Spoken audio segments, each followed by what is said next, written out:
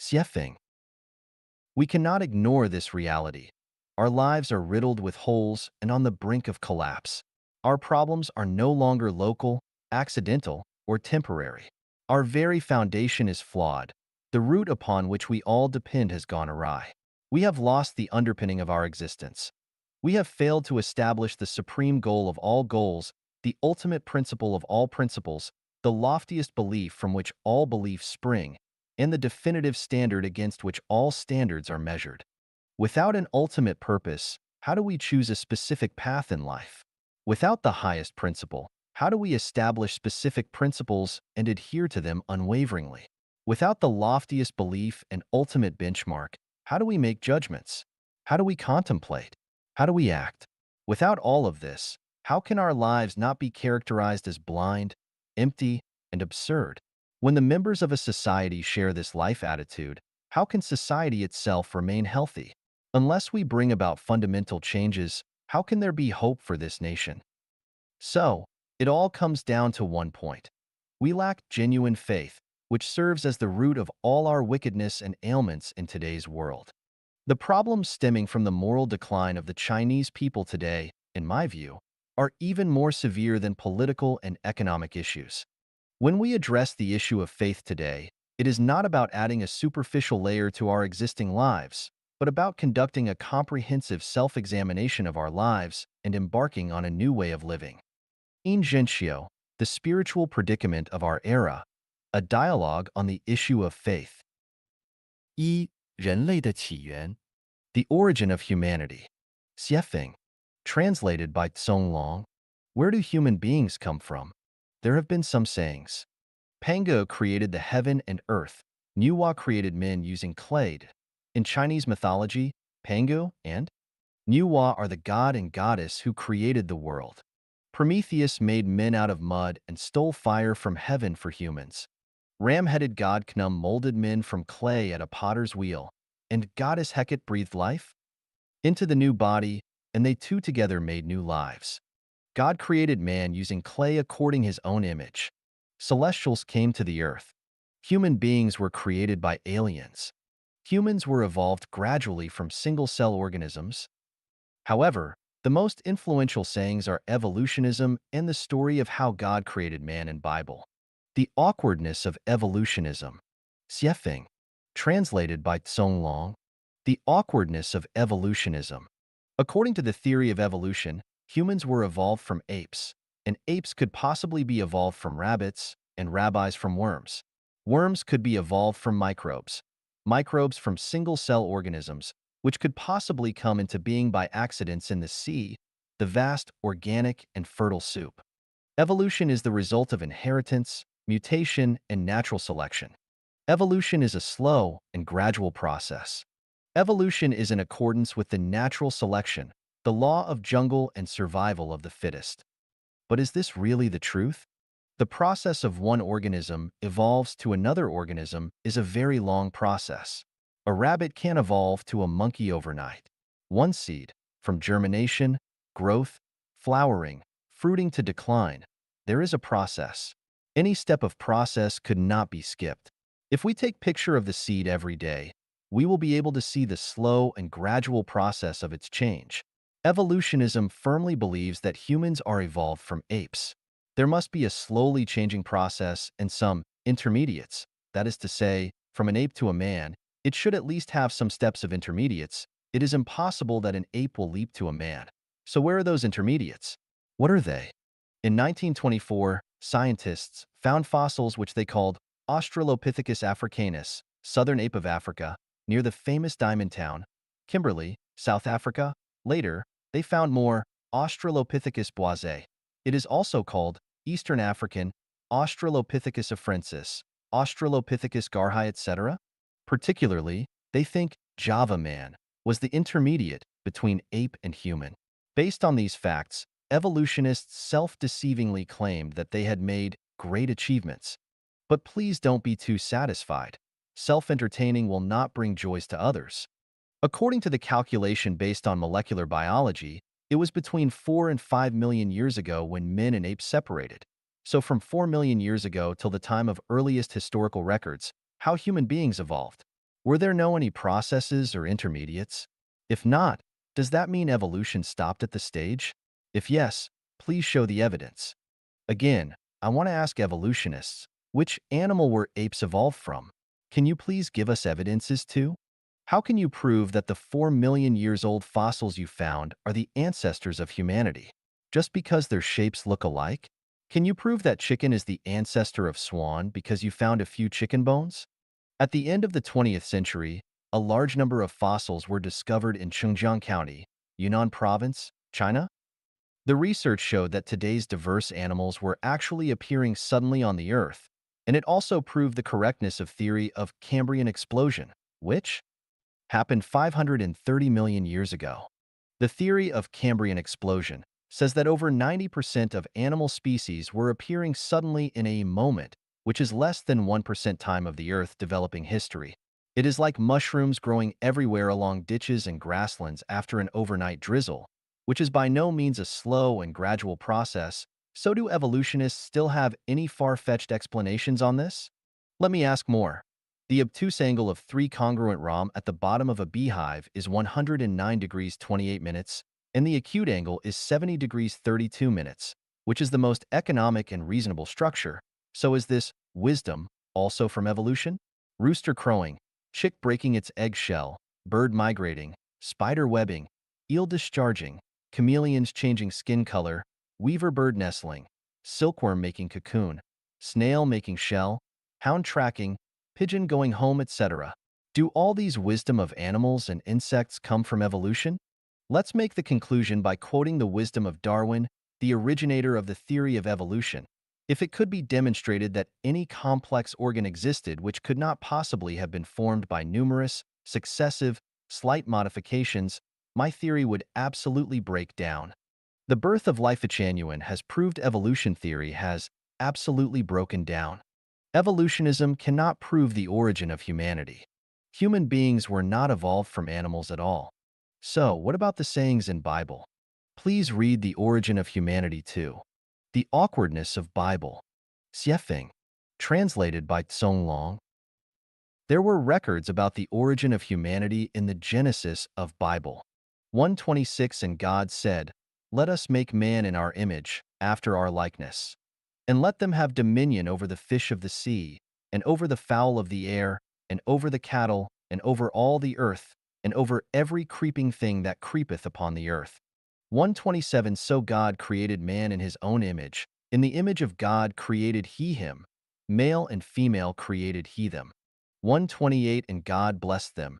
And God said unto them, Be fruitful and multiply, and replenish the earth, and subdue it, and have dominion over the fish of the sea, and over the fowl of the air, and over every living thing that moveth upon the earth. 129 And God said, Behold, I have given you every herb bearing seed, which is upon the face of all the earth, and every tree, in the which is the fruit of a tree yielding seed. To you it shall be for meat. 130 And to every beast of the earth, and to every fowl of the air, and to everything that creepeth upon the earth, wherein there is life, I have given every green herb for meat. And it was so. 131 And God saw everything that he had made, and behold, it was very good. And the evening and the morning were the sixth day. 2.7 And the Lord God formed man of the dust of the ground, and breathed into his nostrils the breath of life, and man became a living soul. 2.18 And the Lord God said, It is not good that the man should be alone. I will make him an help meet for him. 2.21 And the Lord God caused a deep sleep to fall upon Adam, and he slept. And he took one of his ribs, and closed up the flesh instead thereof. 2.22 And the rib, which the Lord God had taken from man, made he a woman, and brought her unto the man. 3.20 And Adam called his wife's name Eve, because she was the mother of all living. So is this how humans come into being? Let's still have a look of what Bible says. For 1 And Adam knew Eve his wife, and she conceived and bare Cain, and said, I have gotten a man from the Lord. For 2 And she again bare his brother Abel. And Abel was a keeper of sheep, but Cain was a tiller of the ground. For 3 And in process of time it came to pass, that Cain brought of the fruit of the ground an offering unto the Lord. For 4 and Abel, he also brought of the firstlings of his flock and of the fat thereof. And the Lord had respect unto Abel and to his offering. For 5, but unto Cain and to his offering he had not respect. And Cain was very wroth, and his countenance fell. For 6, and the Lord said unto Cain, Why art thou wroth? And why is thy countenance fallen? For 7, if thou doest well, shalt thou not be accepted?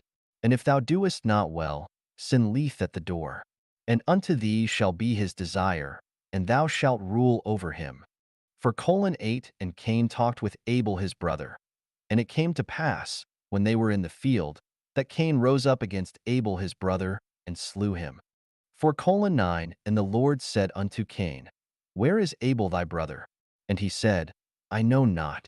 Am I my brother's keeper? For 10, and he said, What hast thou done? The voice of thy brother's blood crieth unto me from the ground. For 11, and now art thou cursed from the earth, which hath opened her mouth to receive thy brother's blood from thy hand. For 12, when thou tillest the ground, it shall not henceforth yield unto thee her strength. A fugitive and a vagabond shalt thou be in the earth. For 13, and Cain said unto the Lord, My punishment is greater than I can bear. For 14, behold, thou hast driven me out this day from the face of the earth, and from thy face shall I be hid, and I shall be a fugitive and a vagabond in the earth. And it shall come to pass, that every one that findeth me shall slay me. For 15, and the Lord said unto him, Therefore whosoever slayeth Cain, vengeance shall be taken on him sevenfold. And the Lord set a mark upon Cain, lest any finding him should kill him. For 16, and Cain went out from the presence of the Lord, and dwelt in the land of Nod, on the east of Eden.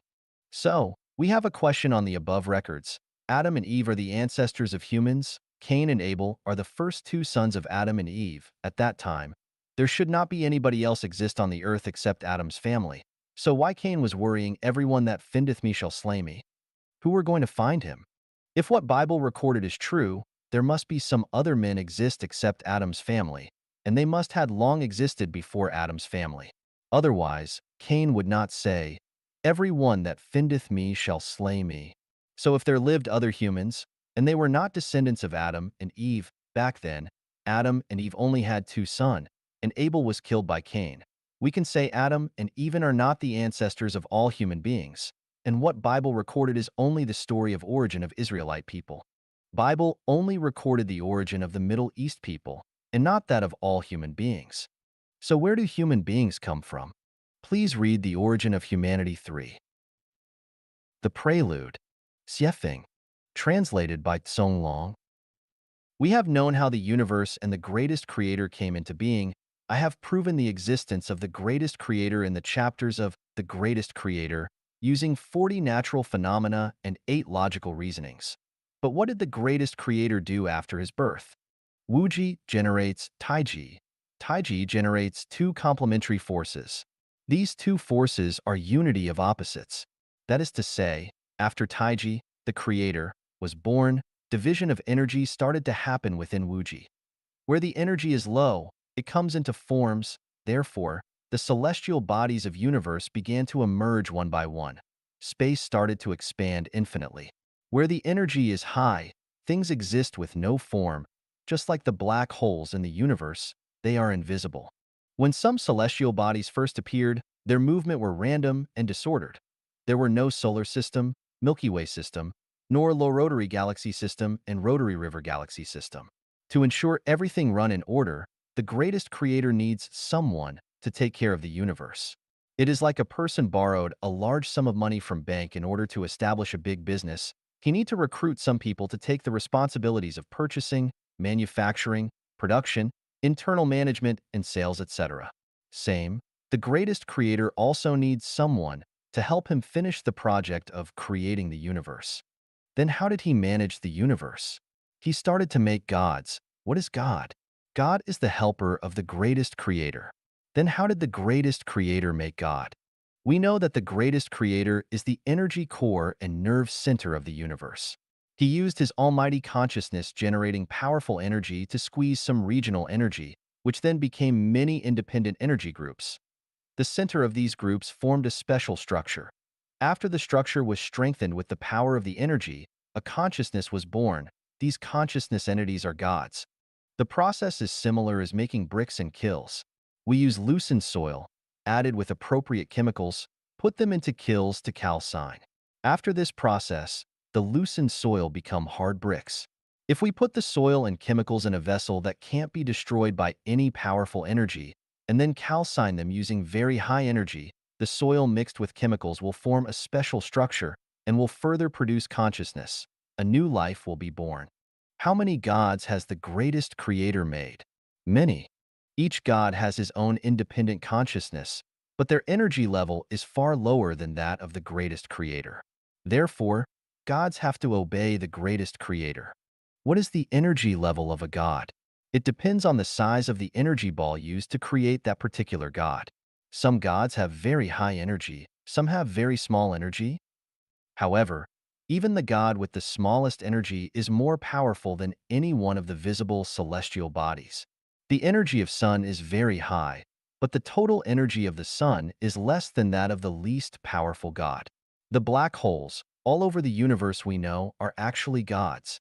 When the greatest creator finished making gods, he ordered them to form universes. For example, the universe where the earth lives is charged by many gods, black holes. Among them, the two biggest gods are Jesus and Satan. That is to say, Earth universe are managed by Jesus and Satan. Earth universe includes 3,000 rotary river systems, 9 million Milky Way systems, 27 billions of solar system. Jesus and Satan are two opposite gods, but they are unity. Jesus stands for the sincere, kind, and beautiful. Satan stands for the false, evil, and ugly. Jesus stands for light. Satan stands for dark. Jesus stands for the ordinary. Satan stands for the extraordinary. Jesus stands for the weak. Satan stands for the strong. When gods were created, the universe was still not vibrant enough. It was quiet and deserted, and gods felt bored and lonely. Therefore, they asked the greatest creator to create more lives to make the universe noisy and vital. He agreed and then created many new lives using smaller energy balls. These new lives are the angels, which are so called in Judaism, Christianity, Catholicism, and Islam. Angels are the lives whose energy level is lower than God's, and they are managed and dominated by God. They are also the messengers and helpers of God. They assist gods to manage everything in their own universe. Angels have their own characters. They can move freely in any time and space. The appearance of angels made the universe very lively and vibrant. The universe can be described as orioles sing and swallows dart, bustling with noise and excitement. But the problem after that is because Jesus and Satan stand for two opposite sides, they are evenly matched but have contrasting views, which eventually led angels divide into two parties. One follows the viewpoint of Jesus, the other follows Satan. The former is just the Buddha we always know from Buddhism. The latter is the celestial described in Chinese Taoism. Buddha is Angle. In Chinese word, Buddha is Fu stands for not, Dan stands for human. So Buddha means a human who is not human. They actually have supernatural power and are able to appear in any forms. They can create life, move mountains, and turn over the sea. They can change the visible to invisible, the invisible to visible. They can survive in a vacuum and move freely in many spaces without the constraints of time. The headquarter of Buddha is what we call paradise, which is also the Elysium I mentioned in 36-dimensional spaces. Celestial is also angel. From the structure of Chinese word Shan, we can reason that they are a group of human who like to travel around, enjoy nature, and love fun. They have the same level of power and ability as what Buddha have, however. Although Buddha look peaceful, they are arrogant and always want to excel over others, while celestials are gentle, pure, fun-loving, behaving the same as what they look like. To know more about how human beings were created, please read The Origin of Humanity 4. 4. Celestials creating human. Xiefeng. Translated by Tsong Long. In order to demonstrate its power, under the permission of the greatest creator, 4.5 billion years ago, Jesus led hundreds of millions celestials start the project of creating solar system. They first created the Earth, then the Sun and other planets in the solar system. They made very careful calculation and design on the size, position, rotary speed of the Sun and the Earth.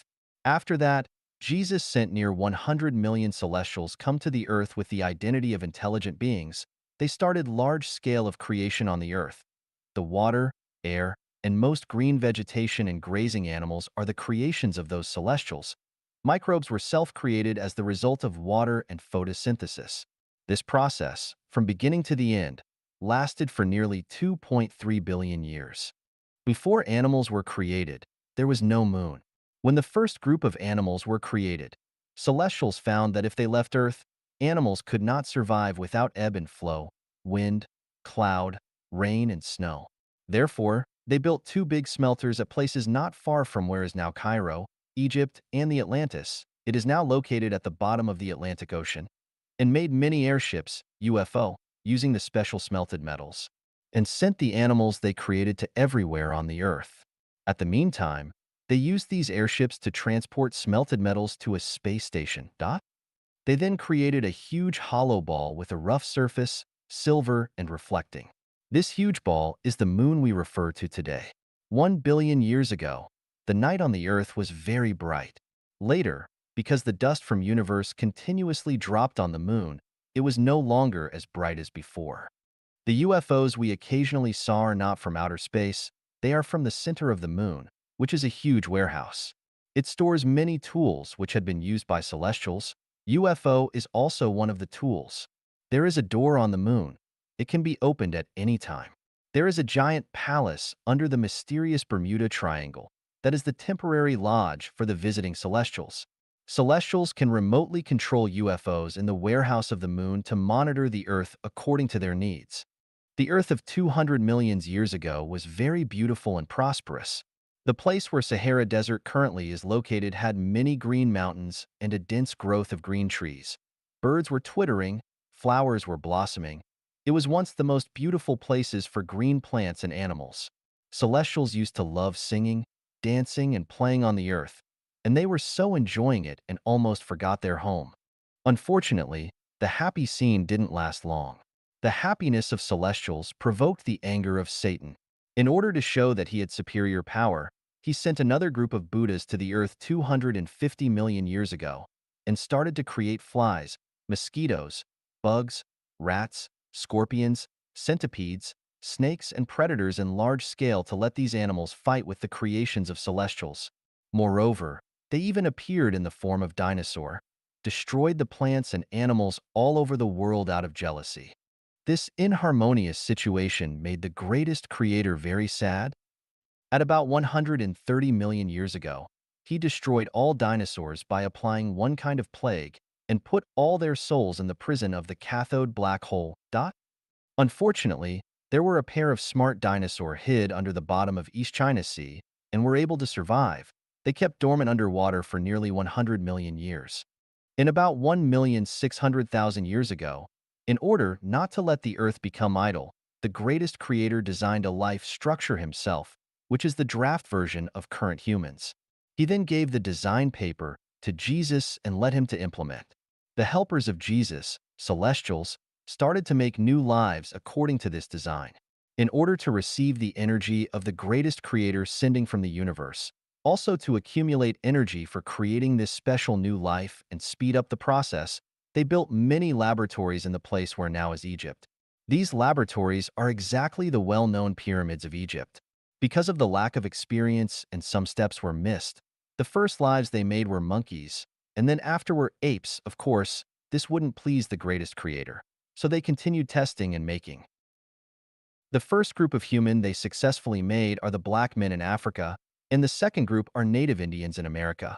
The third are the white men in Europe, Egypt, and North Africa. When they finished producing three groups of human, they started to evacuate, and in order to avoid Satan creating difficulties again, they destroyed everything around the pyramids before they left, which is also why Sahara is a desert today. But where do most people in Middle East come from except Egyptian? They are the descendants of Adam, and Eve is what says in Bible, they were created by another God. This God knew that his rival, started to create humans on Earth. He created a secret Garden of Eden in about 7,000 years ago at Jerusalem and made Adam and Eve. After they were created, he destroyed the Eden to avoid the attention of his rival. This is why Cain was afraid that everyone that findeth me shall slay me. Who was he afraid of? The humans created by another god. This is why his God still protected him, even Cain killed his brother. Whosoever slayeth Cain, vengeance shall be taken on him sevenfold. So today's conflicts between Israelite and Palestinian are actually the conflicts between brothers and our family affairs. And let's now talk about East Asian and Southeast Asian. They were not created by any god at all. They were the embodiments of dinosaur.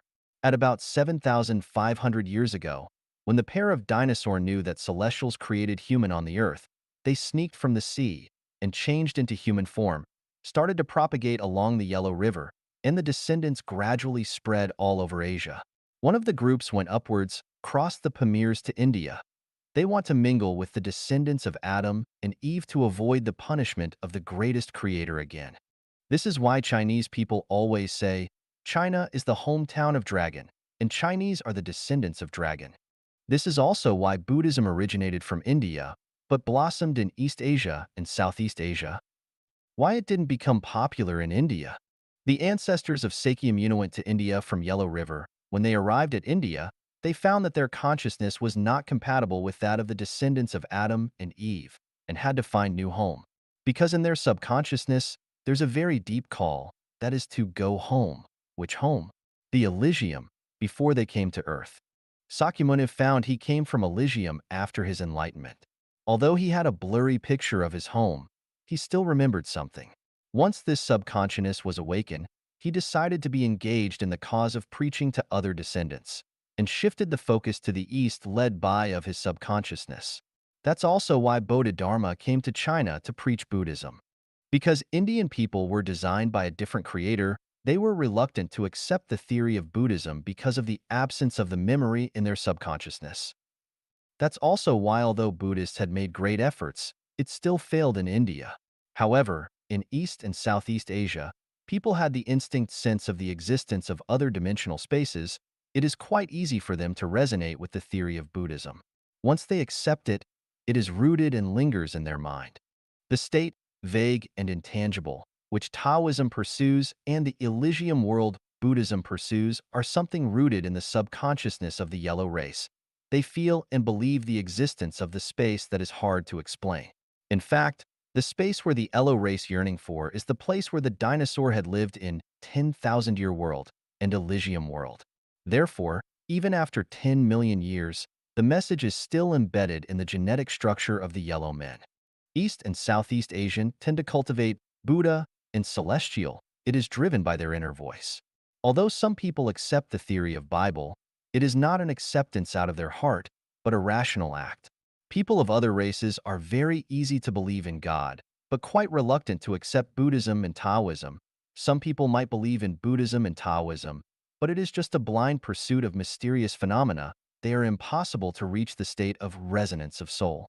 Then, what is the truth of the Great Flood in Noah's time? First, I want to explain something.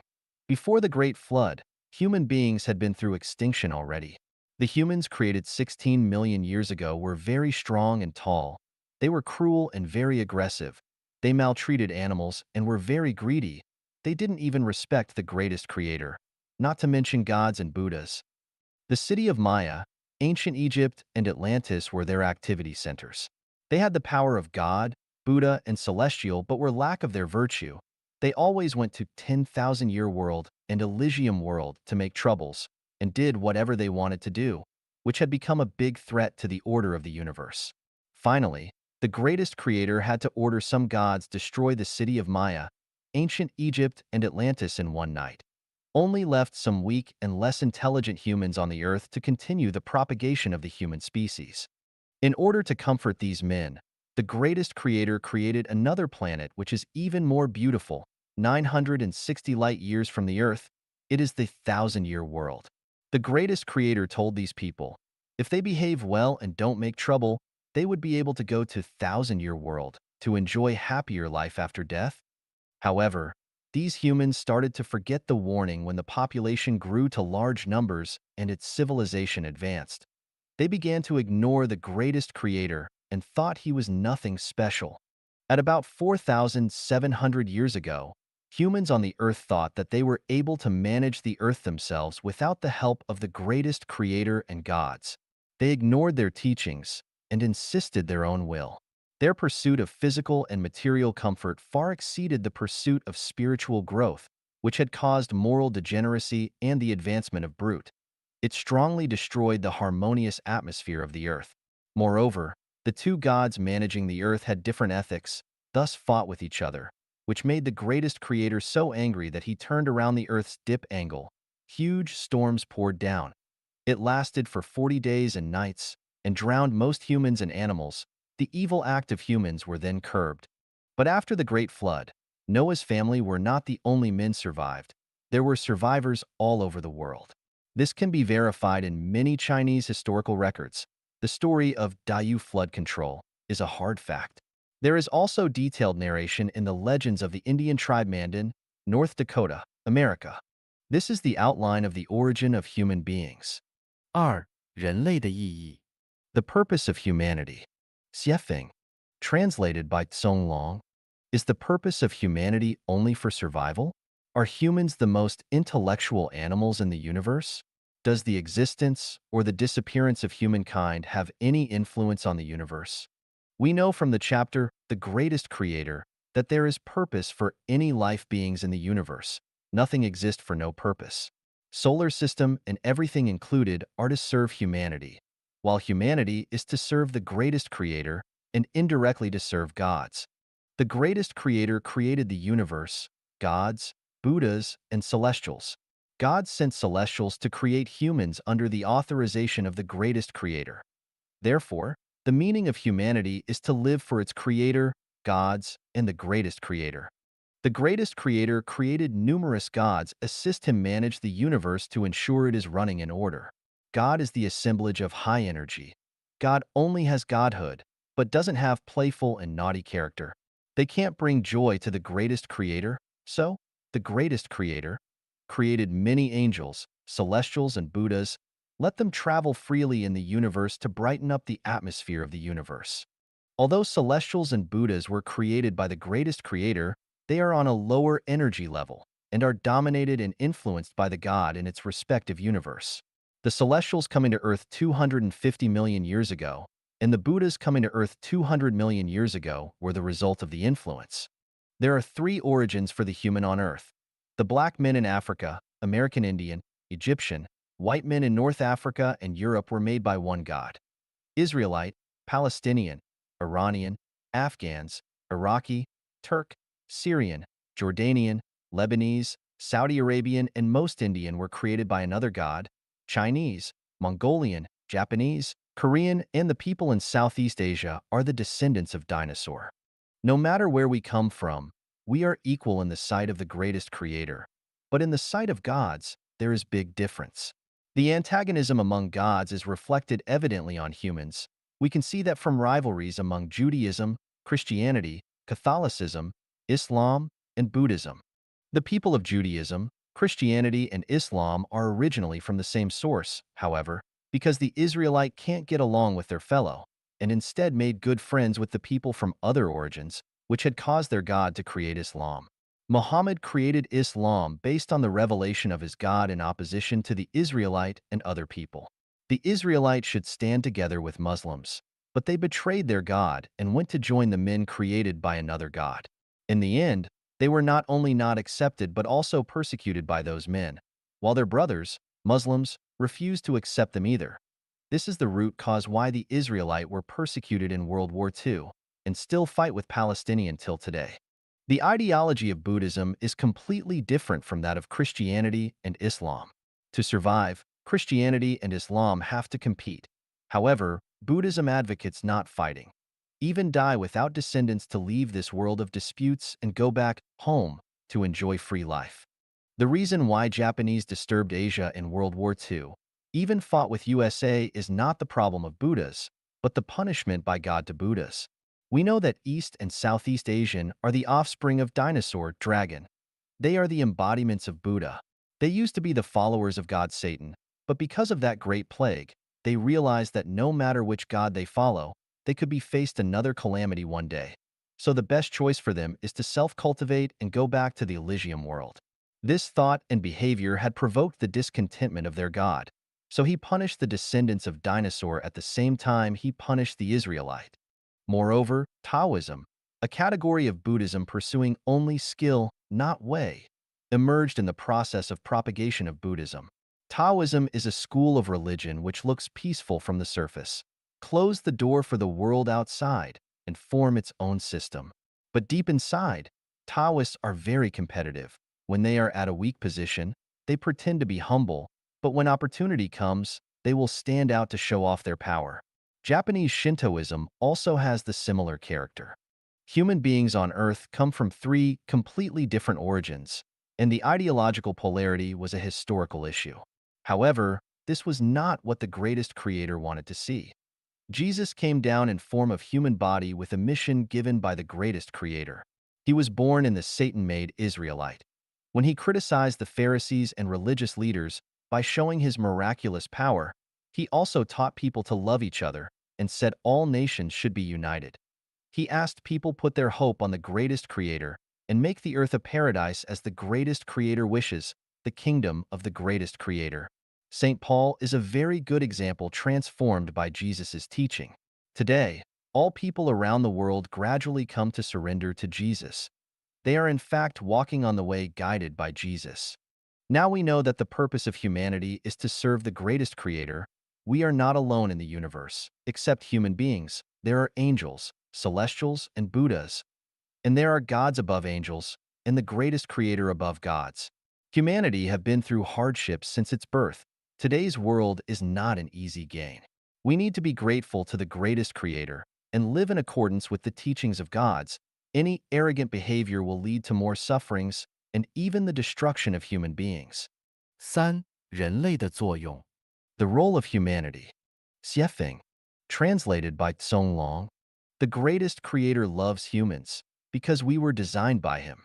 Among all life beings, celestials are his most favorite, and the next is human.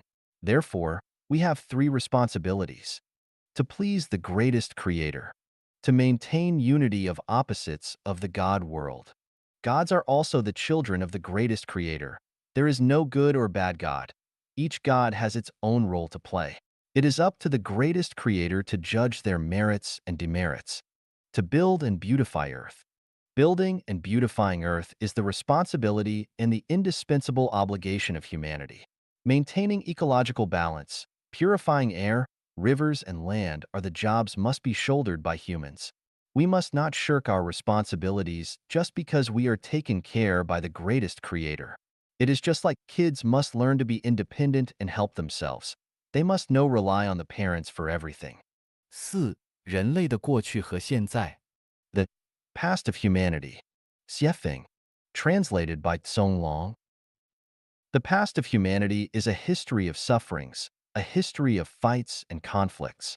The past of humanity is a history of bewilderment, a history of manifestation of animal instincts. The past of humanity is a history of selfishness, a history of survival of the fittest. The past of humanity is a history of chaos, a history of giants competing for powers, religions competing for position. The past of humanity is a history of wickedness, a history that is not worthy of remembering and emulation. The current situation of human being. Although there are regional extremes, humanity in general has been away from barbarism and ignorance, and on its way to be more rational.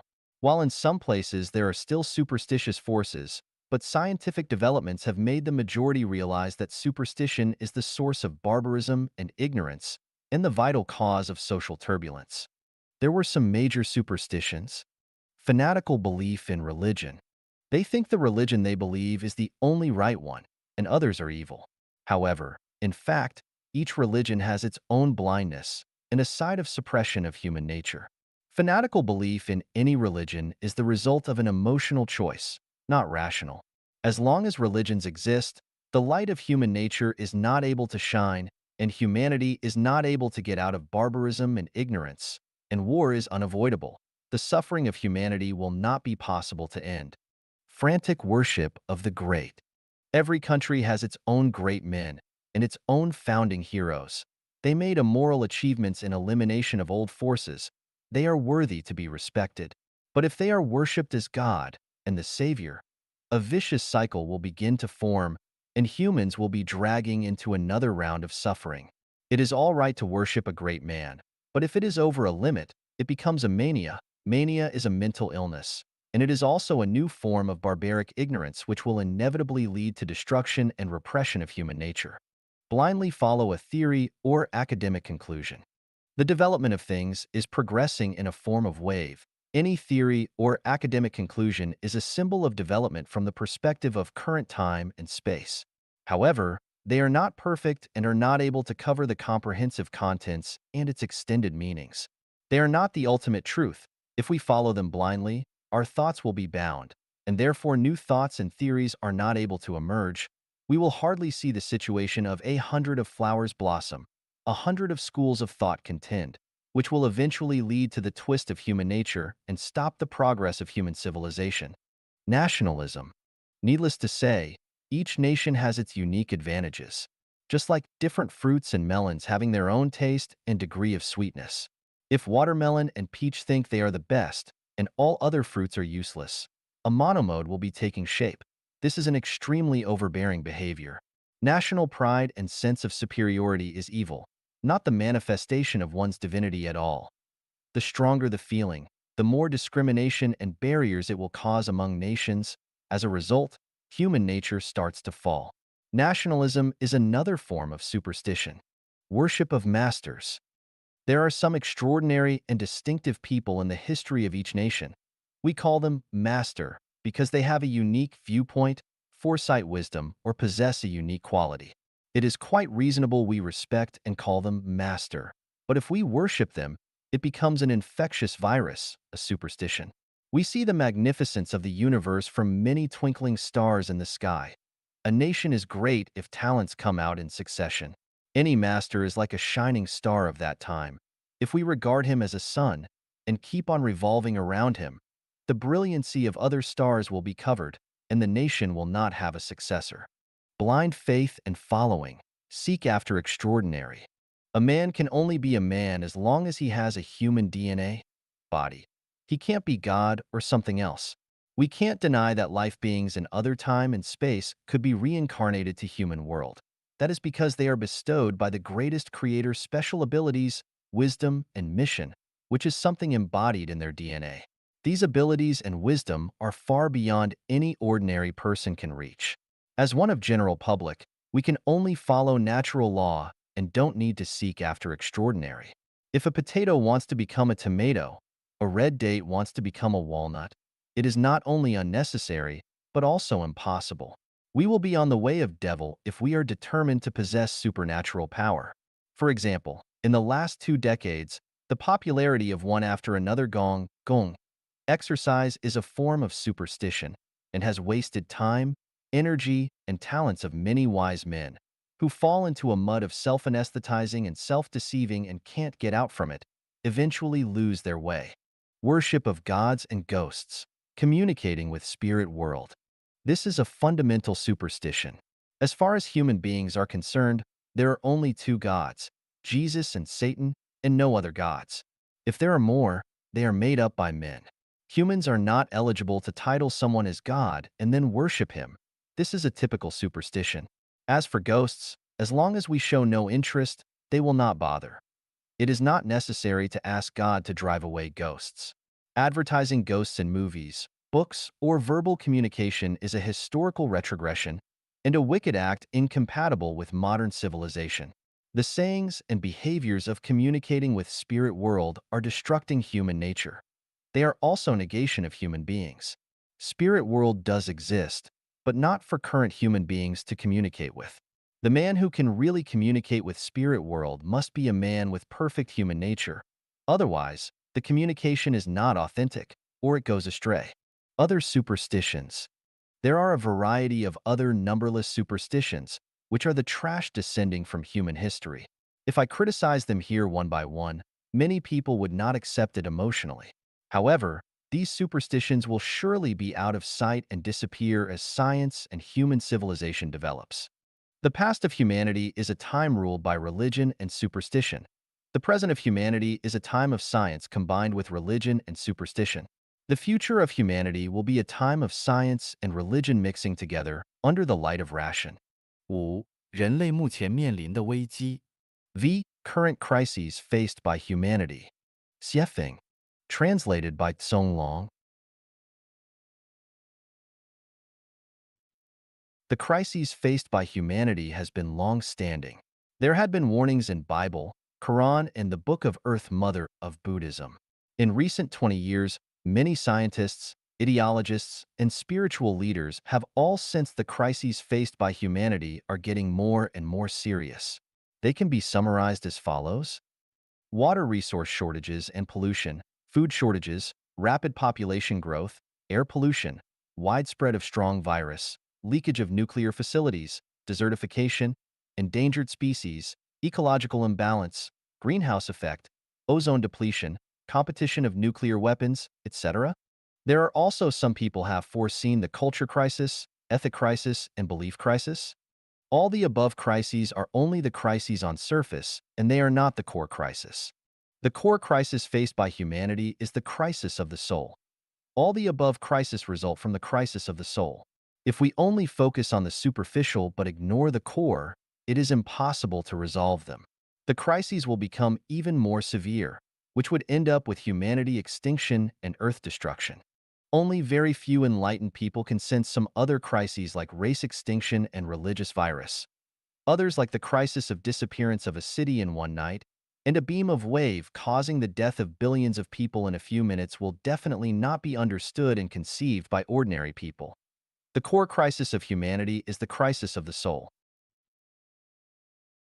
Humans can hear, listen, smell, taste, and sense spiritually because they have eyes, ears, nose, tongue, body, and consciousness. However, humans are losing spiritual sense. The results of failing to have spiritual sense are: A. Not able to feel the existence of the greatest creator. Not able to feel the existence of the God, Buddha, or celestials. Not able to feel the existence of 36-dimensional spaces. Not able to feel the existence of the non-material and negative universe. Do not understand the concept of horizontal time. Too much trust on scientific findings, and atheism becomes popular. Do not believe the law of cause and effect. Do not realize the magic of consciousness. Do not believe reincarnation.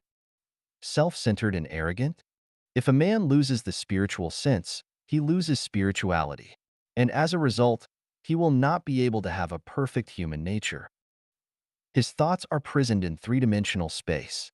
He does not acknowledge the regularity and certainties. Does not believe the law of cause and effect. Does not believe reincarnation. He believe the theory of evolution, law of jungle, and survival of the fittest. Only value short-term interests and ignore long-term consequences. Rotten morals and falling humanity. Lack of gratitude? A man who loses spiritual sense will be just like a black hole, only absorb stuff in but never contribute. Moreover, he is like a virus, which only does destruction to the surrounding environment. The above statements have shown that the core crisis of human being is the crisis of soul, and it is the root cause of why one cannot have a happy and free life. His thoughts are prisoned in three-dimensional space. He believes that Earth is the only habitat for human beings, and completely denies the existence of other spaces, and regards any other doctrines or theories he is not able to understand as superstitions or fallacies, and blocks the way for human beings to pursue other higher dimensional spaces. Does not acknowledge the regularity and certainties. He sees many phenomena as accidents, and doesn't realize that all natural disasters are caused by unconsciousness. Does not believe the law of cause and effect. He attaches too much weight on win and loss, uses any means to achieve the goal, and ignores the effects that will cause in later lifetimes. does not believe reincarnation. He thinks that death is the end of life. So does anything as she pleases without conscience, and regards fame, wealth, and power as the symbols of a successful life. Apply the theory of evolution in human society. Believe law of jungle, survival of the fittest. He stops nothing to achieve his goal, which may include making miseries to other people, polluting rivers, bullying the kind, lying, and deceiving. Only value short-term interests and ignore long-term consequences. Use competition as primary means to promote social development, therefore, making nuclear and biological weapons, frantically developing heavy industries that damage environment, predatory exploitation of resources, and treating all people as potential rivals or enemies. Rotten morals and falling humanity. He does not respect God, Buddha, saints, and sages, and does not respect his teacher, father, and brother. He is violent, used to cheat, and not shameful of his behaviors. Lying, bullying the weak, abusing women, killing people. He does all evils. Just like what described in the ancient Chinese book Tractate of the Most High One on Actions and Consequences, Tai Sanggan Ying Pan. The crimes of the wicked. Sometimes there is someone who behaves without righteousness and moves against rationality, who defrauds ignorant and naive people, vilifies one's schoolmates, employs lies, fraud, espionage, plots, sting operations, and entrapment against others, who slanders and criticizes one's extended and immediate family members maliciously, who is cruel, irrational, and self-willed, who oppresses those below him and claims their merit for himself, but cringes before those above him to win their favor, who has no feeling for favors received, but harbors endless resentment, who rewards those irrelevant with righteousness, but punishes the innocent, who slays people to take their wealth and overthrows people to occupy their positions, who slays captives and slaughters those who surrender, who denigrates the righteous and expels the wise, who wrongs orphans and coerces widows, who ignores the law and receives bribes, who takes the straight as crooked and the crooked as straight, who knowing his faults does not correct them, and knowing the good does not do it, who prays for people's misfortunes, wishes people to encounter disaster, destroys people's success, sullies people's innocence, pilfers people's harvests, masks people's good and kind deeds, and who generate hatred and resentment if desires are not fulfilled, etc. A moral person with spirituality knows he should revere the greatest creator and walk on the way of the greatest creators, and is aware of his weakness as a human, so he will not be arrogant. He realizes he should cultivate himself and knows he needs to take care of, cherish, respect, and love Mother Nature, its resources, and all life beings. He will never leave the wastewater of factories, mines, hospitals, and cities to rivers, streams, and lands. He will never hunt and eat the meat of wild animals. He will never destroy forests, mountains, and grasslands. He will never indulge in power, money, beauty, and let his greed expand, not even use any means to satisfy his evil desires. He will never use his power to serve his own or his family's interests, nor bully or suppress others. He will never sell fake or shoddy goods. He will never steal other person's research findings to gain fame for himself. He will never make life-threatening nuclear weapons and biological weapons. He will never provoke conflicts among people to profit from it. He will never suppress any new ideas, new cultures, or new values. Lack of gratitude. In his heart, there is no place for the greatest creator, gods, parents, elders, the society, other people. He only demands and is not willing to give. Even a plant bears fruits as long as we water and fertilize it. A chicken produces eggs as long as we feed it. A dog will be a good safeguard of our home as long as it has been taken good care. A man who loses spiritual sense will be just like a black hole, only absorb stuff in but never contribute. Moreover, he is like a virus, which only does destruction to the surrounding environment. The above statements have shown that the core crisis of human being is the crisis of soul, and it is the root cause of why one cannot have a happy and free life. If we look Earth from a height of 1,000 meters and focus on the cities of the world, we will find the survival situation of human beings is just like a group of ants on a hot pot, running around hastily. You don't know where these ants are going to. They just follow their senses with no purposes. They move quickly all together once they spot an animal corpse or a drop of oil. They follow where the trend is. If you ask one of the ants, "Why are you so busy every day? Where do you rush for?" His answer will be, "I'm looking for something to eat, drink, and a place to live.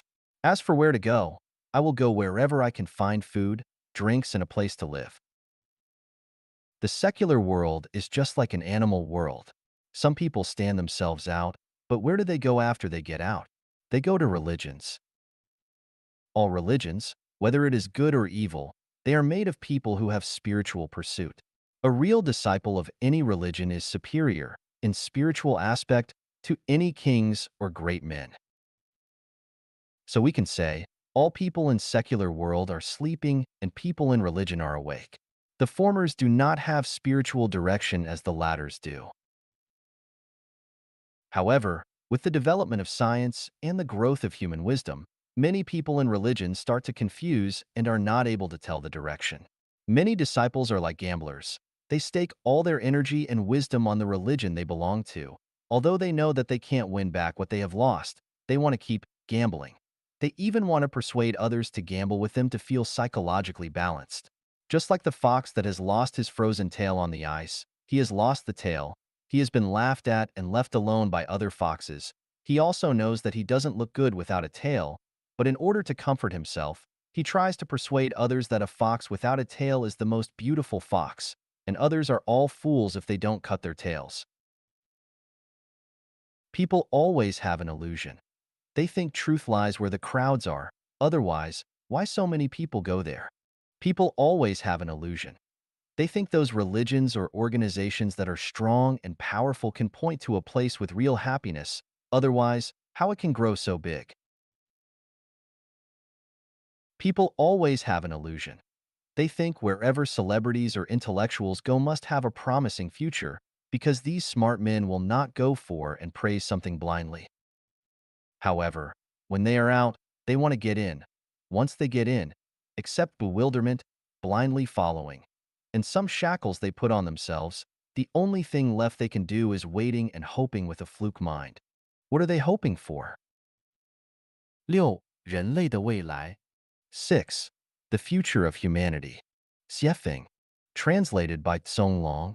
We all look forward to an era where everyone will have a happy and worry-free life. Let's suppose the greatest creator and gods do not exist. Are we able to realize this dream only by relying on the wisdom of humanity? The answer is no. Without the guide of the greatest creator and the power of gods and Buddhas, human beings is not possible to realize this beautiful dream. How many authorities will step aside for others? How many rich men will contribute all their wealth to society? How many poor people will work hard except having more children as long as they don't need to worry about food? Let's imagine if the future of humanity is ruled by one religion. What will happen? It would be terrible. Please think of the reason yourself. If the world is ruled by one secular government, what will happen? Same. Autocracy and incompetency will soak up the blood of the underprivileged. If we keep current situation, different religions exist, countries act on their own will, everything is decided by the country itself, what will happen? The world is going to collapse. So, what will be the best living situation of humanity? The core in short is, walk on the way of the greatest creator. Build a non-interference government, promoting freedom in politics, economy, culture, thinking, and spiritual pursuit. Then, the future of humanity will be like the following. All religions will gradually disappear. Humans revere the same and the only greatest creator. Wars between nations will no longer take place. No country will have a military force. The leaders of each country are elected by its people. Election is no longer manipulated by the minority. Each leader serves no longer than 2 terms.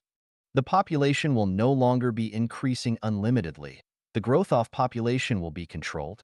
Power and wealth are no longer the most important life goals of humans. People will not talk about how to fight with nature and men. The Earth will become a place where all life beings coexist harmoniously. Terrorist activities are going to disappear. Crimes will be decreasing year by year. The care of elders and the education of the youth will become the responsibilities of the whole society, which are no longer private affairs of individuals or families. Family life is going to dissolve. Relationship of men and women is going to show diverse forms. Scientists and artists will be respected by the general. Manual labor is not regarded as a less decent job. A common bill of rights will be made. Journalists will have greater freedom. The force of darkness in some regions will be curbed. A lazy person will be regarded as miserable and incompetent. A parasite-like lifestyle will be seen as a pity. Humans will be able to make new form of life. Intelligent robots will come into being. Sahara will be returning to green again. A large number of supermen will appear. They discover the secret of brain and find the channel to communicate with the greatest creator, and therefore they know the secret of time and space, the cause and effect relationship of lives transiting in different time and space, the secret of thinking, the power of mind, and the road towards higher level life space. These supermen will bring the material and spiritual life of humanity to a brand new level. There will not be nature disasters anymore. Earthquakes, floods, diseases will all vanish. Earth becomes a blessed paradise, which will be serene and harmonious, prosperous and vibrant. Cranes are flying in the sky. People are healthy and have a long life. Everyone live in peace and enjoy their job. In conclusion, human beings will enter an unprecedented, highly developed and civilized era, an era with happiness, abundance, and freedom. Everyone will transform to a celestial at the end. We will understand all secrets by that time. Each moment of our life will be extremely joyful. We will meet our family and friends who have passed away. A brilliant new life will start to unfold. However, there is a prerequisite, which is we must walk on the way of the greatest creator. If we ignore it, everything will be developing in the opposite direction. The position of life. Xiefeng. When we understand the origin of the universe, the greatest creator, and humanity, and comprehend the value and role of time and space, we come to realize that humans are not the highest beings in the cosmos, nor are they the lowest animals. Humans are a combination of spirit and flesh, positioned between angels, celestial beings, and Buddhas, and animals. Human life serves as a transit station between lower-level and higher-level life spaces. From birth to the death of the physical body, humans continuously accumulate merits. With abundant accumulation, life evolves towards higher levels. With minimal accumulation, life remains stagnant, reincarnating on Earth in the next life. And without any accumulation, life devolves to lower levels. The value of life. Xiefeng. The brief span of our lives determines the meaning of our future existence. Everything we say, do, think, and intend shapes our destiny. Every moment, every day, meticulously records our good deeds and missteps. The path we choose, whether it leads us to higher realms like the 1,000-year world, the 10,000-year world, or the Elysium world, depends entirely on how we live our lives. Similarly, whether we can avoid descending into lower realms like the realm of livestock, the netherworld, or the flaming purgatory also depends on our actions during our short time on Earth. Our short life holds immeasurable value. Even if we were given all the treasures of the earth, if, after our physical body passes, our life doesn't ascend to higher spiritual realms but instead descends to the realm of livestock, what's the point of all that earthly wealth? Conversely, if we possess nothing on earth, yet, after our physical body passes away, our life enjoys 1,000 years of happiness in higher realms, or even attains eternal life in the Elysium world, what greater purpose could there be? Life is of immense significance, and we mustn't waste it aimlessly. By fully embracing the value of our lives, we can transform decay into wonder and overcome death to attain eternal life. The meaning of life. Xiefeng. The meaning of life lies in how to extend our life to higher-level life spaces, which is to seek the Tao and become a celestial being. Without understanding this, life will be a state of confusion, impermanence, tragedy, brevity, and suffering. With this understanding, life will be clear. enduring, a comedy, eternal, and happy. Due to the opposition between gods, human nature also contains two opposing sides, righteousness and evil. Every person, upon introspection, will find that they are a unity of gods and demons, and it depends on which aspect we develop toward. Developing toward righteousness can lead to becoming a celestial being or a Buddha. Lacking clear moral direction, we continue to be human, while developing toward evil makes us become animals. To maintain the relative stability of the universe, the greatest creator regulated everything in the universe and placed spirituality within all beings. Spirituality is the source of life, and the greatest creator is the sole source of the essence of life. The law of energy conservation and the law of the indestructibility of life are universal principles in the cosmos. According to these laws, we understand that the total number of species on Earth remains constant. Every species has a natural upper limit to its population. When it develops to a certain number that threatens the survival of other species, it will inevitably decline. If one species increases, another will decrease. When the human population reaches a certain limit, it will no longer increase. However, the problem is where the increasing human population comes from and where the decreasing populations of other animals go. The law states that everything has a spirit. In terms of spirituality, all beings are equal. The value of a wolf on earth is no different from that of a sheep. The role of a human on earth is no different from that of a monkey or a bee. The value of a peach tree is the same as that of a willow tree, and roses and grass are equally valuable. The difference lies in the quality of spirituality each possesses. For example, with the same type of stone, if its hardness reaches 10, it becomes a diamond. With a hardness of 9, it becomes a ruby or sapphire. With a hardness of 8.5, it becomes a cat's eye. With a hardness of 8, it becomes yellow sapphire or spinel. With a hardness of 7.5 to 8, it becomes aquamarine or zircon. With a hardness of 7.5, it becomes emerald or green sapphire. This hardness continues to decrease, resulting in tourmaline, quartz, amethyst, garnet, olivine, jadeite, wood fossil, soft jade, euclase, moonstone, sunstone, turquoise, etc., with hardness ranging from 3.5 to 5. 5. It becomes shoyu jade, pearls, peacocks, corals, and so forth, all the way down to granite and common pebbles. Similarly, based on the quality of spirituality that each possesses, one can evolve from achieving Buddhahood or becoming a celestial being to becoming a human, crane, tortoise, dog, horse, ox, sheep, pig, flying bird, or walking beast, and so on. The same stone, such as aquamarine, can be divided into various grades based on its refractive index, specific gravity, color, transparency, brightness, and the pattern of its crystalline structure. The same applies to people, who can be divided into ignorant people, worldly people, mortals, sages, and saints based on their disposition, education, knowledge, wisdom, and level of civilization. Human beings are composed of a material body and a spiritual soul. After death, the physical body, which originates from energy, returns to energy. The spiritual soul, on the other hand, comes from the greatest creator, and it is eternal and indestructible, undergoing a cycle of reincarnation.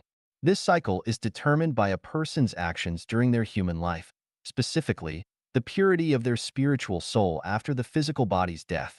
Depending on this, the spiritual soul can ascend to become a Buddha or celestial, continue as a human, or descend to become a bird or a beast. Therefore, the increase in the human population on Earth comes from other species, and some animals transform into humans.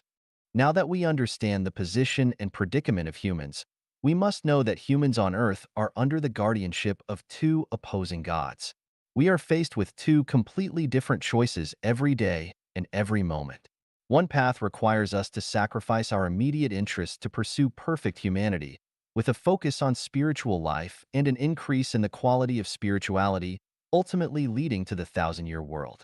The other path requires us to pursue material enjoyment at all costs, maximize material wealth and social status through competition, without considering any illusory afterlife. Because righteousness and evil coexist within human nature, our lives are always filled with contradictions and suffering, regardless of how we conduct ourselves. Being kind, honest, upright, and diligent does not guarantee immediate rewards in this lifetime, just as being evil, deceitful, cunning, or lazy doesn't necessarily lead to a difficult life. Misfortunes and disasters can befall both the wicked and the righteous.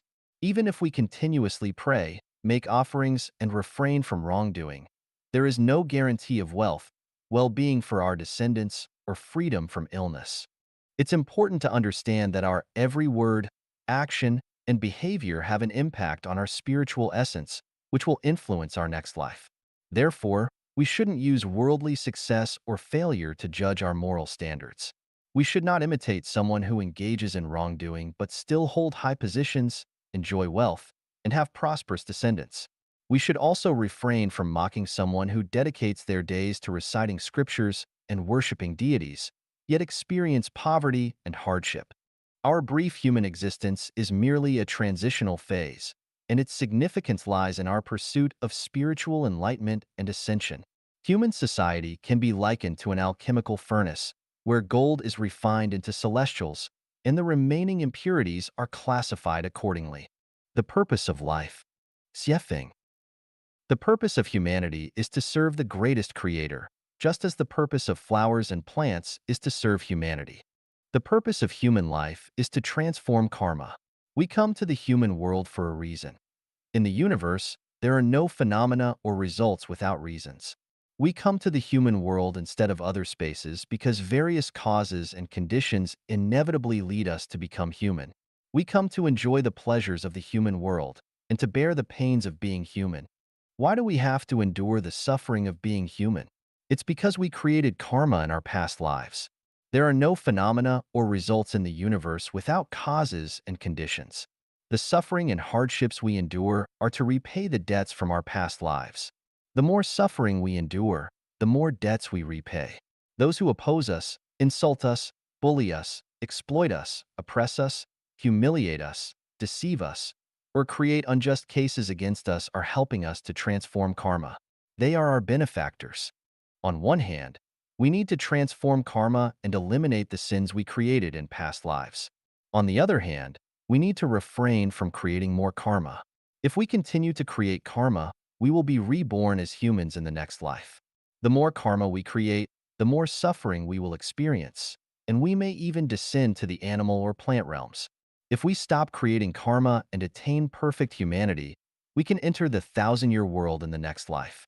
If we not only stop creating karma but also accumulate merits by serving society and others, we can enter the 10,000-year world.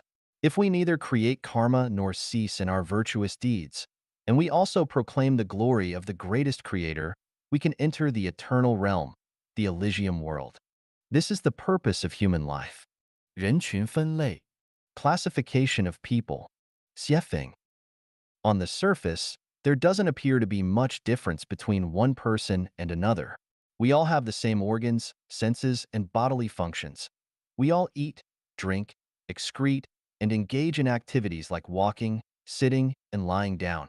However, once we engage with someone, ask them to perform a task, or have a conversation, we quickly realize that people are vastly different from one another.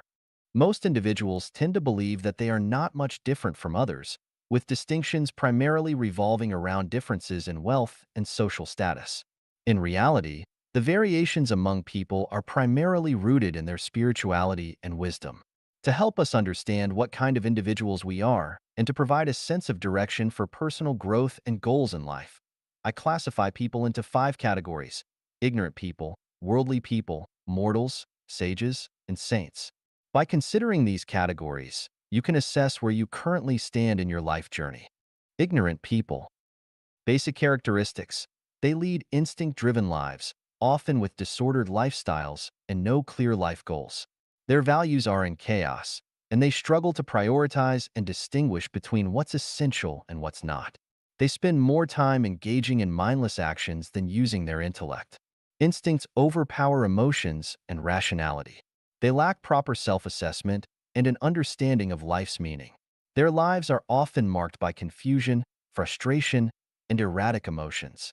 They are arrogant, blindly optimistic, and feeling superior when successful, pounding one's chest, feeling pessimistic and disappointed, and blaming the heavens and others when facing setbacks. They are quick to anger, easily irritable, often unreasonable, and susceptible to manipulation by others. They admire heroes, prefer excitement and dramatic events, and are willing to make great sacrifices for their friends. They have no secrets, are straightforward, and lack a sense of responsibility toward family, society, and others. They are selfless and without faith. Worldly people. Basic characteristics. People who live by desire, with the central focus of life being money, fame, status, and beauty. They enjoy flaunting, boasting, and showcasing themselves. They like to praise others and be praised by others. Every word and action revolve tightly around their own interests. When their interests are threatened or harmed, they disown even their closest relatives, be it siblings, friends, companions, colleagues, or superiors and subordinates. They disregard national and ethnic interests, group and family interests, and principles of benevolence, righteousness, courtesy, wisdom, and trust, as well as laws, rules, and regulations. To achieve their goals, they resort to any means, and they repay kindness with enmity. They have a narrow perspective, seeking only personal gain. They heed rumors and readily exaggerate them. They spread gossip without distinguishing between truth and falsehood. They meddle in conflicts, regardless of the consequences. When it comes to acquiring knowledge, they are particularly obsessed with fringe theories, strange tales, conspiracy theories, and privacy breaches. They enjoy hopping from one thing to another, seeking attention. They excel at empty talk and making far-fetched references. Worldly people enjoy engaging in superficiality and also delight in nitpicking, interfering with, and critiquing other people's lives and lifestyles. They are not concerned with reason and fairness, show no mercy when they are right, excel at finding loopholes and seizing advantages, and lack compassion and empathy. They pay little attention to public hygiene, are selfish, and constantly feel that society and others owe them. In places with many disputes, you find worldly people. In families lacking harmony, you find worldly people. Mortals. Basic characteristics. They are people who live based on emotions, and the central focus of their lives is family, relatives, friends, colleagues, classmates, groups, ancestors, countries, and nationalities. Their minimum life standards include having enough food and drink, having healthy and successful children, enjoying a harmonious and happy family, and living in a peaceful and tranquil society. Their intermediate standards include being able to bring glory to their ancestors, to become renowned, hope for their sons to excel, wish for their daughters to succeed, having wealth within their family and a bustling life outside, and having the capacity to seek revenge or settle scores. Their highest standard, to contribute significantly to one's own ethnicity, religion, group, political party, or country to leave a legacy and be remembered for generations to come. Emotion and reason are the primary factors considered by mortals in handling all matters. They are the most tormented group among the population, as they possess thoughts, emotions, rationality, and ambitions, yet find themselves entangled in the mundane world. They must constantly interact with the ignorant and worldly people, battle against the biases of society, contend with their inner desires, and resist traditional ethical and moral norms. Their inner world is often filled with conflicts and regrets. They yearn for personal growth, but also seek to conform to societal expectations. They require so much yet receive so little. They often lament the scarcity of time and the brevity of life, feeling as though they are adrift in the river of the world, unable to control their own destiny. As they age, they increasingly rely on fate. Mortals do have beliefs, but these beliefs are conforming, blind, helpless, and arbitrary, rather than based on an understanding of truth. Therefore, the faith of mortals is fragile and cannot withstand scrutiny. It changes with the times and the living environment. The reason why they are called mortals lies in their lack of steadfast faith. They cannot and will not derive strength and wisdom from their beliefs. Generations after generations, they can only exist and perish in the painful whirlwind of the mortal world. Mortals tend to regret the past, overlook the present, and yearn for the future. They will never be content, and the suffering of mortals will never end. Sages. Basic characteristics. They are transcendent individuals who lead their lives with reason. They possess clear minds, knowing when to advance, when to retreat, what to seek, and what to forego. Their life goals are to pursue health, wealth, and freedom. They have their own principles and adhere to societal codes of conduct. They can freely manage their time, maintain harmonious and happy families, live in harmony with society and nature, and are mostly liberated from the trappings of fame, status, and wealth. They control their own destinies, move with ease, have extensive knowledge, communicate with civility, display noble conduct, are understanding and reasonable, optimistic, and kind-hearted. They are the pillars of civilized society. Sages are gems among people, possessing significant intrinsic value. Regrettably, while they escape worldly affairs, they cannot escape the limitations of time and space. In the end, they cannot enter the higher realms of life. Sages are just one step away from truth. If they can self-enlighten or receive guidance from higher beings, they can do their best to complete their duty, achieving tranquility, purifying their hearts, and through cultivation, they can attain complete transcendence, become free from worldly concerns, worries, be free from cares, and transcend beyond the ordinary, and ultimately surpass time and space to enter the realm of immortality. Saints, celestials. Basic characteristics. Wise individuals who lead a spiritual life and have attained enlightenment. They have knowledge of the mysteries of the universe, the truth of life, the evolutionary laws of the 36-dimensional spaces, and the essence and meaning of life. They have not only freed themselves from the temptations of wealth, fame, status, and beauty, but also from the constraints of time and space. They live carefree lives, transcending worldly concerns. Saints have mastered the mysteries of thinking. Having understood the mechanics of energy transformation, they can essentially manifest their thoughts into reality, turning life into an enjoyable game, and death has become a beautiful aspiration. Saints do not overly concern themselves with the sufferings of the mortal world. They never interact with worldly people and avoid interacting with mortals. They typically reside in secluded areas near picturesque mountains and rivers, disguising themselves as ordinary citizens, leading a tranquil life detached from worldly strife. They enjoy solitude and value friendships with like-minded individuals. They are not fond of noise and are characterized by activities such as drinking tea, playing chess, reading, and practicing meditation. Sometimes, they may spend an entire day playing with ants or engage in singing competitions with birds. Whether the birds' songs are more melodious or their own hoarse singing sounds better, it doesn't matter to them. As long as it's fun, they enjoy it endlessly. Attaining the realm of a saint undoubtedly leads to the thousand-year world. Above is the classification of people, and by now, I'm sure most of you have an idea of which category you might fall into. If you find yourself as an ignorant person, you might not be able to pinpoint your position, and after reading this classification, you might feel very frustrated, even wishing to throw a few punches at me. If you identify as a worldly person, you may hold some jealousy in your heart because I've exposed your mindset and peeled back your facade. For those of you who see yourselves as mortals, reading this might evoke a sense of sadness. When you witness that some people in the world seem higher and happier than you, an unexplainable jealousy and envy may arise within you, especially when it comes to wealthy individuals. You might have thought that once you become rich, others would envy, respect, and follow you.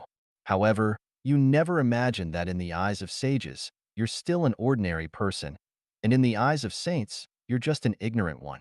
On the other hand, if you identify as a sage, you'll likely be overjoyed, feeling as if you found a long-admired bosom friend and suddenly realize that your wealth is boundless and that you can benefit infinitely from it. If you consider yourself a saint, you might laugh heartily and criticize me for being idle and wasting time. Regardless of whether you feel anger, jealousy, happiness, or laughter, as long as you take a moment to calm your mind, you'll find a sense of gratitude deep within you. After all, you've come to understand your own state of existence and where you should strive to develop. If you aspire to attain pure spirituality and progress towards the level of a saint, I have categorized human qualities into 18 grades for your reference. 人群分类，Classification of people. Xiefeng. On the surface, there doesn't appear to be much difference between one person and another. We all have the same organs, senses, and bodily functions. We all eat, drink, excrete, and engage in activities like walking, sitting, and lying down. However, once we engage with someone, ask them to perform a task, or have a conversation, we quickly realize that people are vastly different from one another. Most individuals tend to believe that they are not much different from others, with distinctions primarily revolving around differences in wealth and social status. In reality, the variations among people are primarily rooted in their spirituality and wisdom. To help us understand what kind of individuals we are and to provide a sense of direction for personal growth and goals in life, I classify people into 5 categories: ignorant people, worldly people, mortals, sages, and saints. By considering these categories, you can assess where you currently stand in your life journey. Ignorant people. Basic characteristics. They lead instinct-driven lives, often with disordered lifestyles and no clear life goals.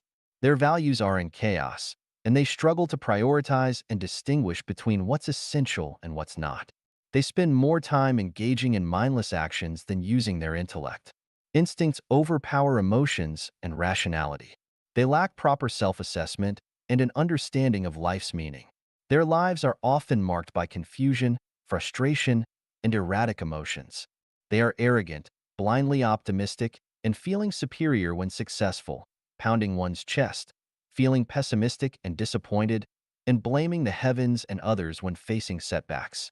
They are quick to anger, easily irritable, often unreasonable, and susceptible to manipulation by others. They admire heroes, prefer excitement and dramatic events, and are willing to make great sacrifices for their friends. They have no secrets, are straightforward, and lack a sense of responsibility toward family, society, and others. They are selfless and without faith. Worldly people. Basic characteristics. People who live by desire, with the central focus of life being money, fame, status, and beauty. They enjoy flaunting, boasting, and showcasing themselves.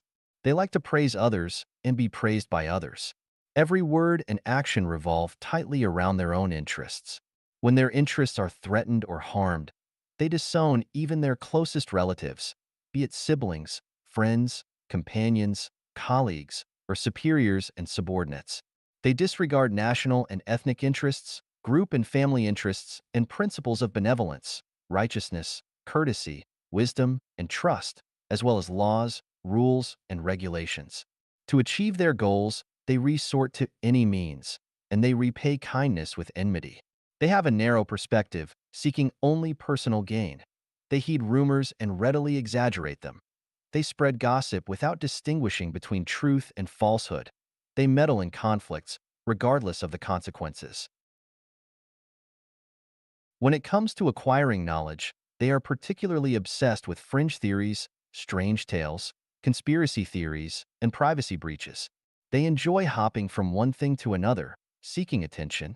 They excel at empty talk and making far-fetched references. Worldly people enjoy engaging in superficiality and also delight in nitpicking, interfering with, and critiquing other people's lives and lifestyles. They are not concerned with reason and fairness, show no mercy when they are right, excel at finding loopholes and seizing advantages, and lack compassion and empathy. They pay little attention to public hygiene, are selfish, and constantly feel that society and others owe them. In places with many disputes, you find worldly people. In families lacking harmony, you find worldly people. Mortals. Basic characteristics. They are people who live based on emotions, and the central focus of their lives is family, relatives, friends, colleagues, classmates, groups, ancestors, countries, and nationalities. Their minimum life standards include having enough food and drink, having healthy and successful children, enjoying a harmonious and happy family, and living in a peaceful and tranquil society. Their intermediate standards include being able to bring glory to their ancestors, to become renowned, hope for their sons to excel, wish for their daughters to succeed, having wealth within their family and a bustling life outside, and having the capacity to seek revenge or settle scores. Their highest standard, to contribute significantly to one's own ethnicity, religion, group, political party, or country to leave a legacy and be remembered for generations to come. Emotion and reason are the primary factors considered by mortals in handling all matters. They are the most tormented group among the population, as they possess thoughts, emotions, rationality, and ambitions, yet find themselves entangled in the mundane world. They must constantly interact with the ignorant and worldly people, battle against the biases of society, contend with their inner desires, and resist traditional ethical and moral norms. Their inner world is often filled with conflicts and regrets. They yearn for personal growth, but also seek to conform to societal expectations. They require so much yet receive so little. They often lament the scarcity of time and the brevity of life, feeling as though they are adrift in the river of the world, unable to control their own destiny. As they age, they increasingly rely on fate. Mortals do have beliefs, but these beliefs are conforming, blind, helpless, and arbitrary, rather than based on an understanding of truth. Therefore, the faith of mortals is fragile and cannot withstand scrutiny. It changes with the times and the living environment. The reason why they are called mortals lies in their lack of steadfast faith. They cannot and will not derive strength and wisdom from their beliefs. Generations after generations, they can only exist and perish in the painful whirlwind of the mortal world. Mortals tend to regret the past, overlook the present, and yearn for the future. They will never be content, and the suffering of mortals will never end.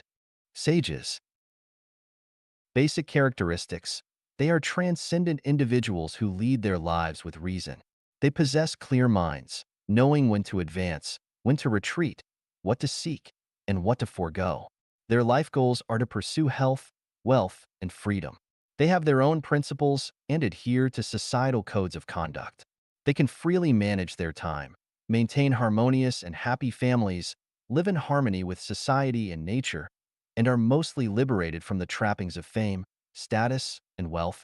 They control their own destinies, move with ease, have extensive knowledge, communicate with civility, display noble conduct, are understanding and reasonable, optimistic, and kind-hearted. They are the pillars of civilized society. Sages are gems among people, possessing significant intrinsic value. Regrettably, while they escape worldly affairs, they cannot escape the limitations of time and space. In the end, they cannot enter the higher realms of life. Sages are just one step away from truth. If they can self-enlighten or receive guidance from higher beings, they can do their best to complete their duty, achieving tranquility, purifying their hearts, and through cultivation, they can attain complete transcendence, become free from worldly concerns, worries, be free from cares, and transcend beyond the ordinary, and ultimately surpass time and space to enter the realm of immortality. Saints, celestials, basic characteristics, wise individuals who lead a spiritual life and have attained enlightenment. They have knowledge of the mysteries of the universe, the truth of life, the evolutionary laws of the 36-dimensional spaces, and the essence and meaning of life. They have not only freed themselves from the temptations of wealth, fame, status, and beauty, but also from the constraints of time and space. They live carefree lives, transcending worldly concerns. Saints have mastered the mysteries of thinking. Having understood the mechanics of energy transformation, they can essentially manifest their thoughts into reality, turning life into an enjoyable game, and death has become a beautiful aspiration. Saints do not overly concern themselves with the sufferings of the mortal world. They never interact with worldly people and avoid interacting with mortals. They typically reside in secluded areas near picturesque mountains and rivers, disguising themselves as ordinary citizens, leading a tranquil life detached from worldly strife. They enjoy solitude and value friendships with like-minded individuals. They are not fond of noise and are characterized by activities such as drinking tea, playing chess, reading, and practicing meditation. Sometimes, they may spend an entire day playing with ants or engage in singing competitions with birds. Whether the birds' songs are more melodious or their own hoarse singing sounds better, it doesn't matter to them. As long as it's fun, they enjoy it endlessly. Attaining the realm of a saint undoubtedly leads to the thousand-year world. Above is the classification of people, and by now, I'm sure most of you have an idea of which category you might fall into. If you find yourself as an ignorant person, you might not be able to pinpoint your position, and after reading this classification, you might feel very frustrated, even wishing to throw a few punches at me. If you identify as a worldly person, you may hold some jealousy in your heart because I've exposed your mindset and peeled back your facade. For those of you who see yourselves as mortals, reading this might evoke a sense of sadness. When you witness that some people in the world seem higher and happier than you, an unexplainable jealousy and envy may arise within you, especially when it comes to wealthy individuals. You might have thought that once you become rich, others would envy, respect, and follow you. However, you never imagined that in the eyes of sages, you're still an ordinary person, and in the eyes of saints, you're just an ignorant one.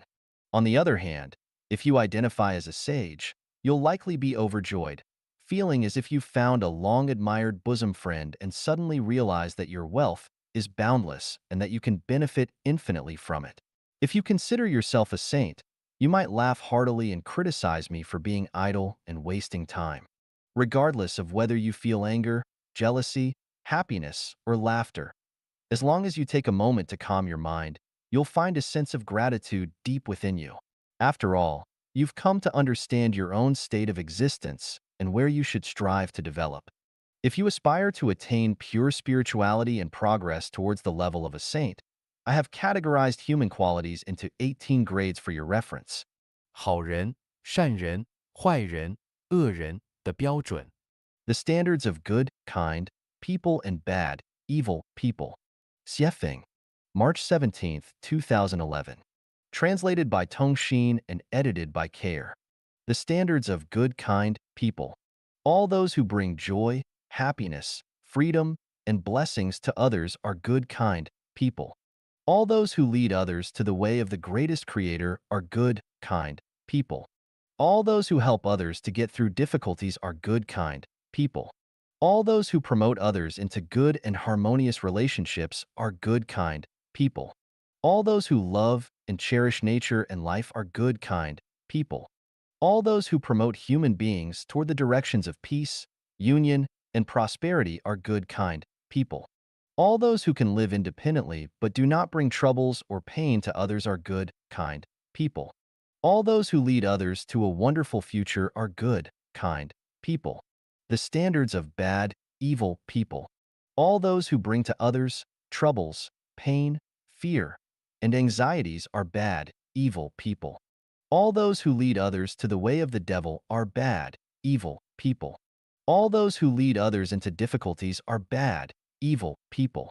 All those who destroy nature and hurt life beings are bad, evil people. All those who block others' good futures are bad, evil people. All those who impose their own wills upon others are bad, evil people.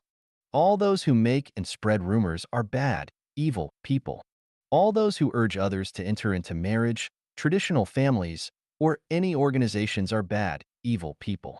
看看自己是不是正走在魔鬼的道上. Check if you are following the road of devils. Xiefeng, March 16, 2011. Have you ever experienced afflictions, vexation, anxiety, sadness, and fear?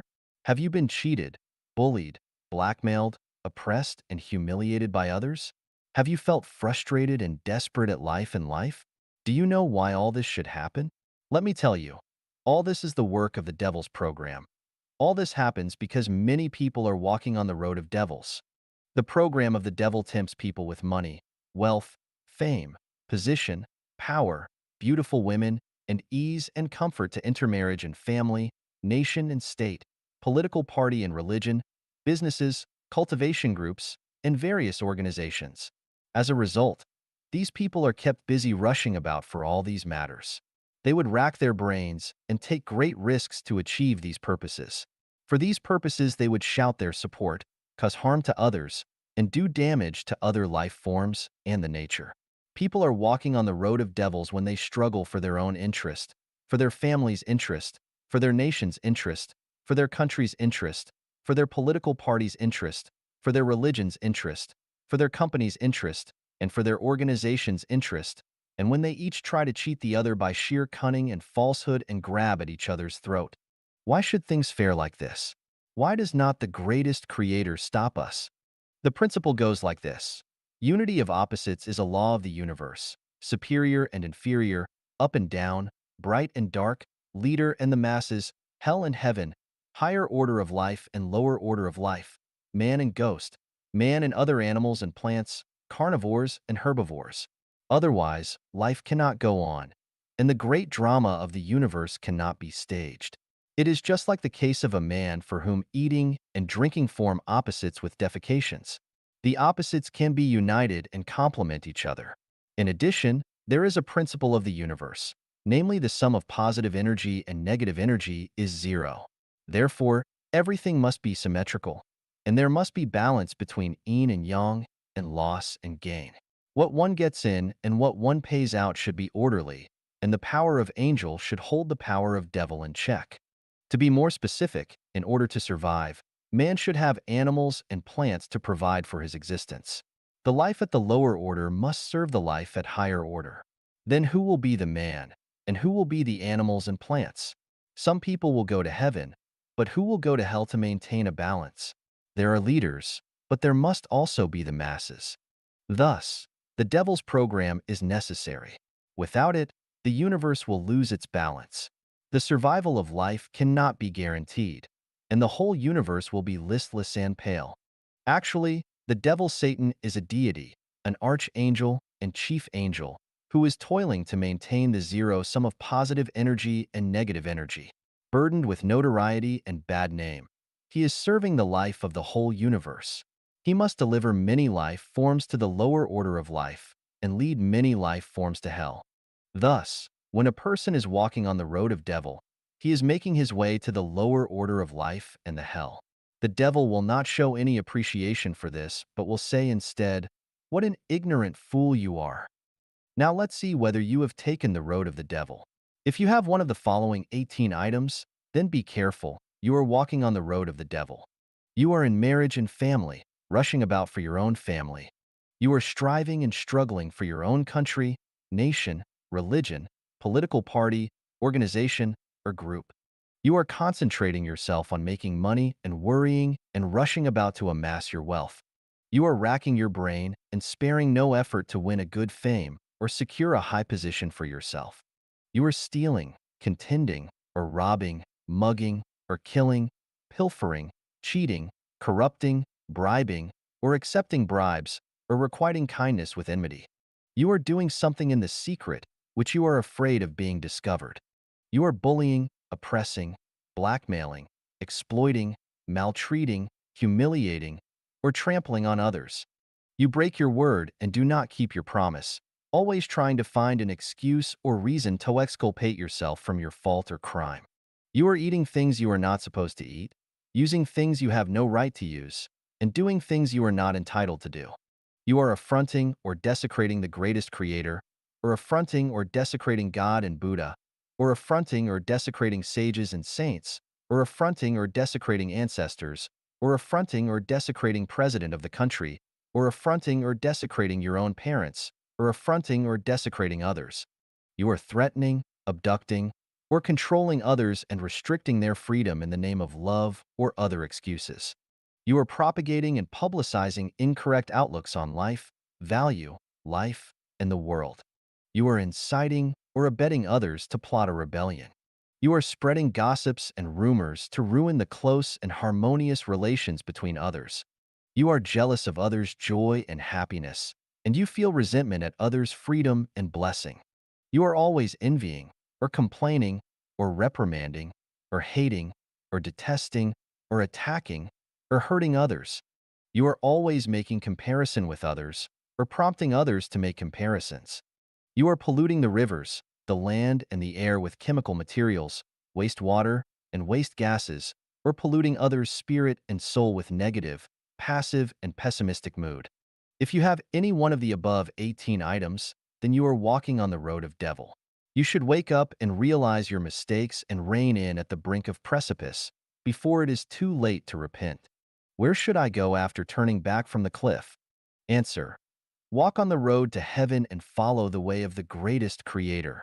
满足人生需要的道路。The ways which meet life's needs. Xiefeng. October 23rd, 2014. Translated by Transin and edited by Care.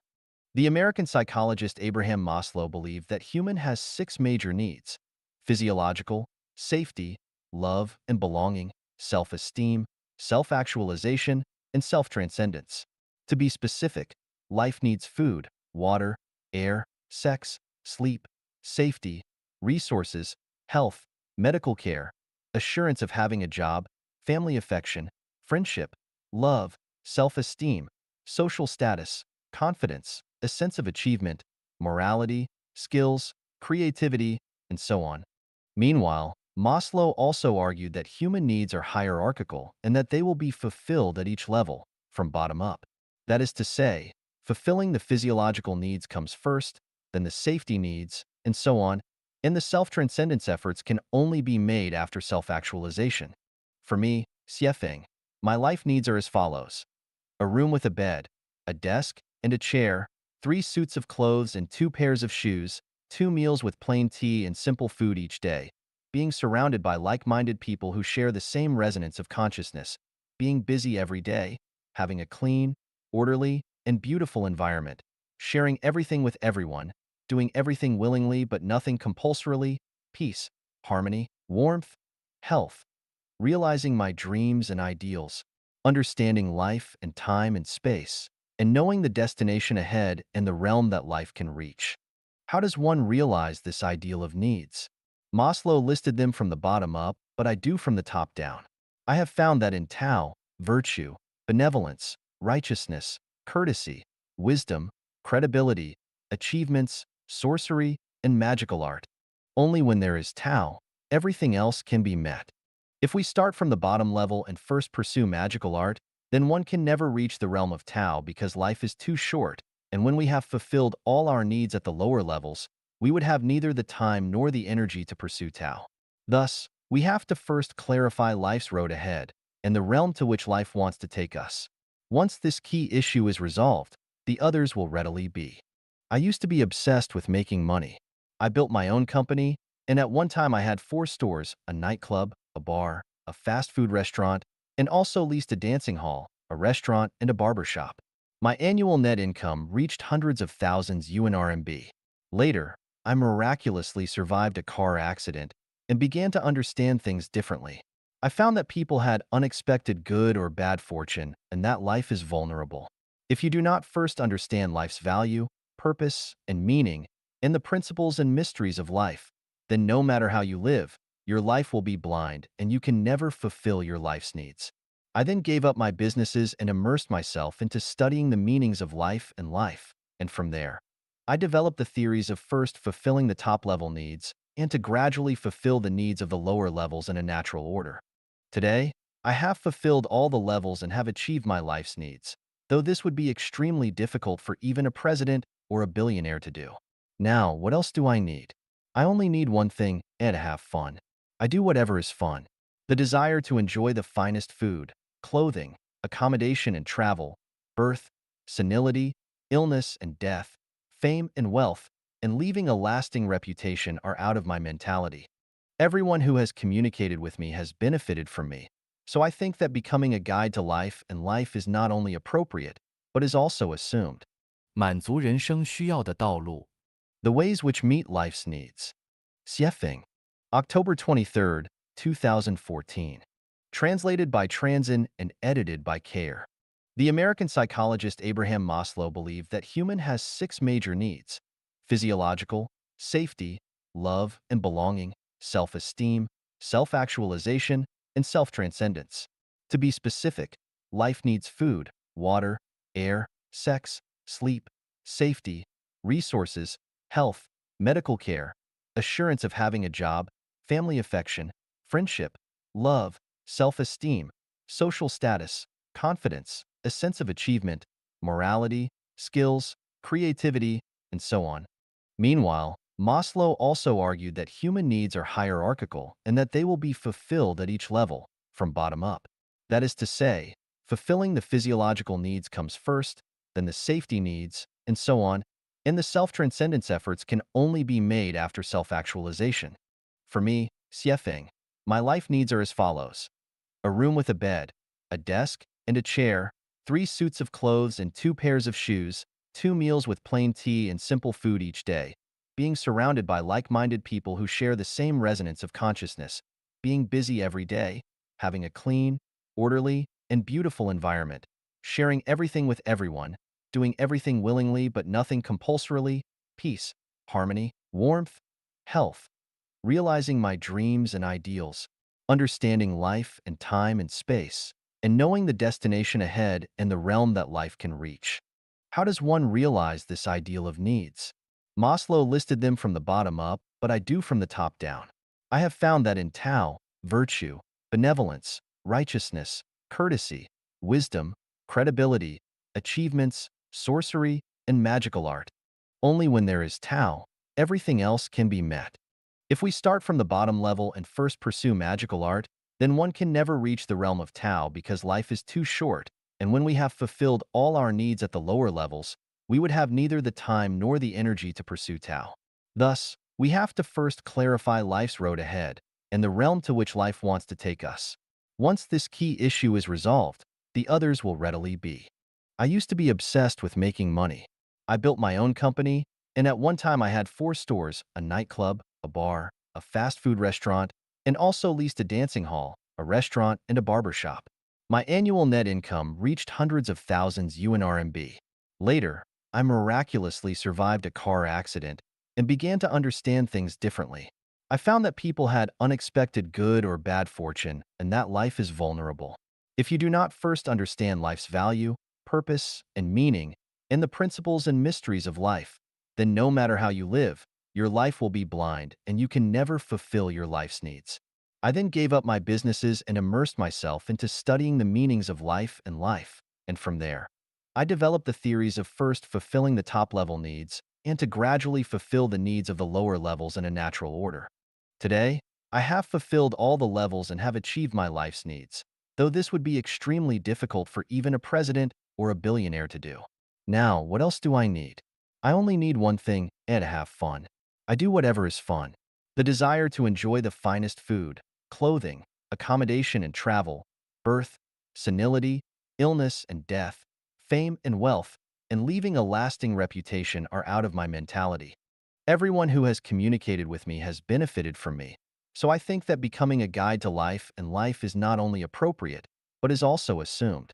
向全球征集新时代人类生活理念。Collecting new era life values from global citizens. Xiefeng, May 20th, 2014. Translated by Teng Xin, Song Long, and edited by Kair.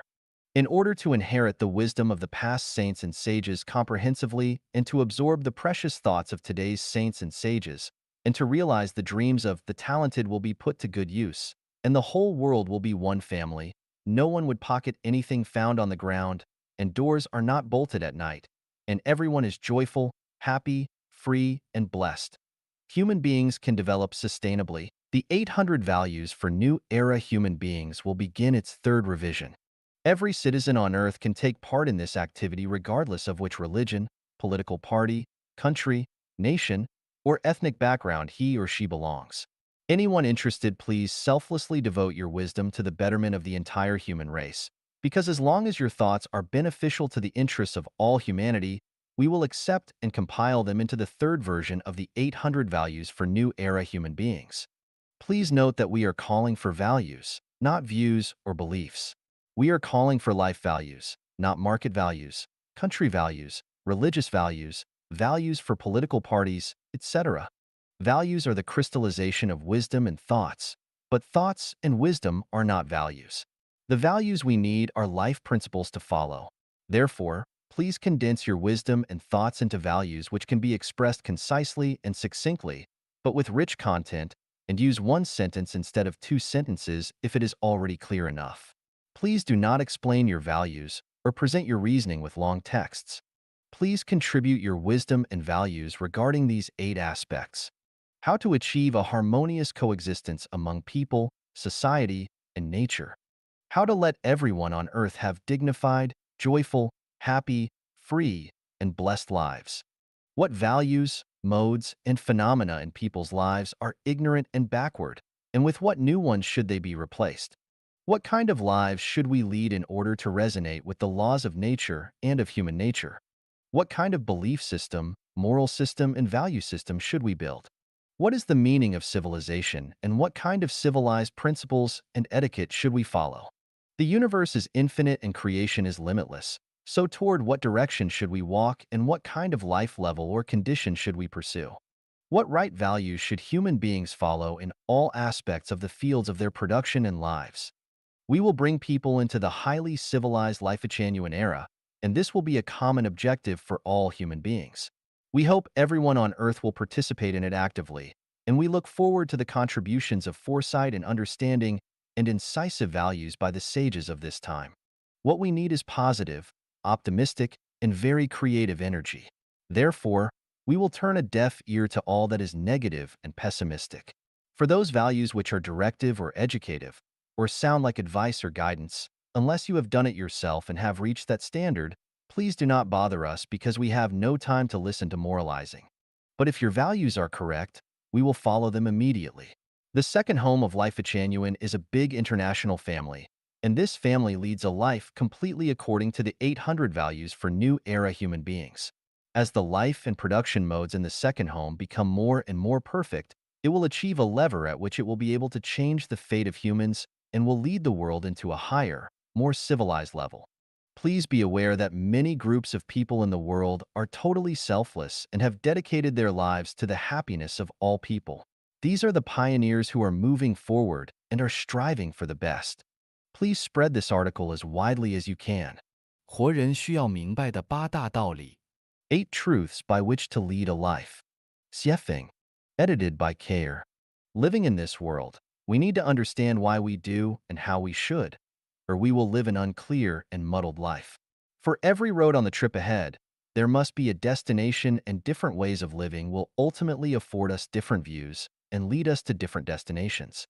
As a messenger of the greatest creator, the incarnation of gods, Buddha, celestial beings, saints, and the guide for human spirits and souls, I propose the following 8 truths by which to live. Please examine and consider them, and choose whether they make sense and whether they can benefit you. Rivers have sources and trees have roots. People have parents and celestial beings have ancestors. Everything has its origin and all effects have their causes. Rivers will run dry without sources, trees will wither without roots, people will scatter without parents, and celestial beings will fall without ancestors. Therefore, in living a life, we have to connect our souls to their source to be clear and to gain eternity.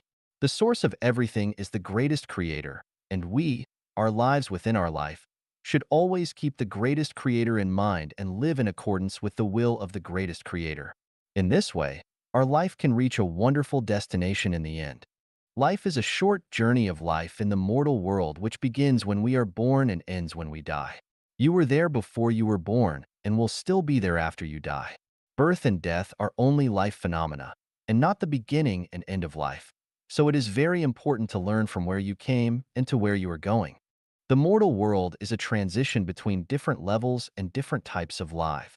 Passengers traveling in all directions will transit through this mortal world and stay for periods of time, whether they will ultimately ascend or descend. Therefore, the mortal world is populated with all levels and all types of life. Gods, Buddha, celestial beings, saints, goblins, devils, ghosts, monsters, and demons all exist in the mortal world, and as such, anyone's life trip can be misdirected by only slight miscalculations. We must therefore sharpen our eyes and be weary of the negative influences in life. Everything in this world exists within the unity of opposites, and the result of it is always neutral. That is, the amount of positive and negative energy in the universe is always equal. What you have paid and what you have gained are always equal. This means that what one gets and what they give within a lifetime are equal. If you gain more, you must pay more. And if you pay more, you will gain more. If someone pays a lot in their life stage but gains little, then their extra payout will await them in the bank of heaven. Tao, but if one gains more than they pay in this life stage, then they will owe a debt which must be and can be paid off in many different ways, such as becoming a cow or a horse in the next life, or becoming a chicken or pig and being slaughtered and eaten, or working for others, or even falling into the lowest space of life and having to withstand great stress, pain, and hardship. Therefore, we should try our best to pay more and gain less in this stage of life because no one can enjoy more than enough blessing and they must know when to stop. We can become enlightened from nature. That is, each life needs to live to its fullest and live itself out. Only thusly can this world be colorful and wondrous. Therefore, everyone has to live out their own innate nature by living for their own well-being first. It is only when people live well that they can be beneficial to their loved ones and others. If they do not live for their own well-being, then they will bring endless pain and trouble to everyone and become burdens and loads. For instance, some parents live bitter lives and often cannot meet their basic life necessities such as birth, illness, retirement, and death, so they can never bring blessings to their children. We often hear parents say, "My child, I have suffered through a bitter life all for my child." This attitude is an excuse for their bad life because they want to transfer their pain to their children and make those children suffer guilty consciences for their parents' deprivation. Consequently, not only does the parent deprive themselves, but then they guilt-trip their child. This kind of outlook on life is incisively manifested by married couples when the husband and wife each believe that they have sacrificed for the other and that the other owes them. As a result, both suffer and neither lives out their Tathagata nature.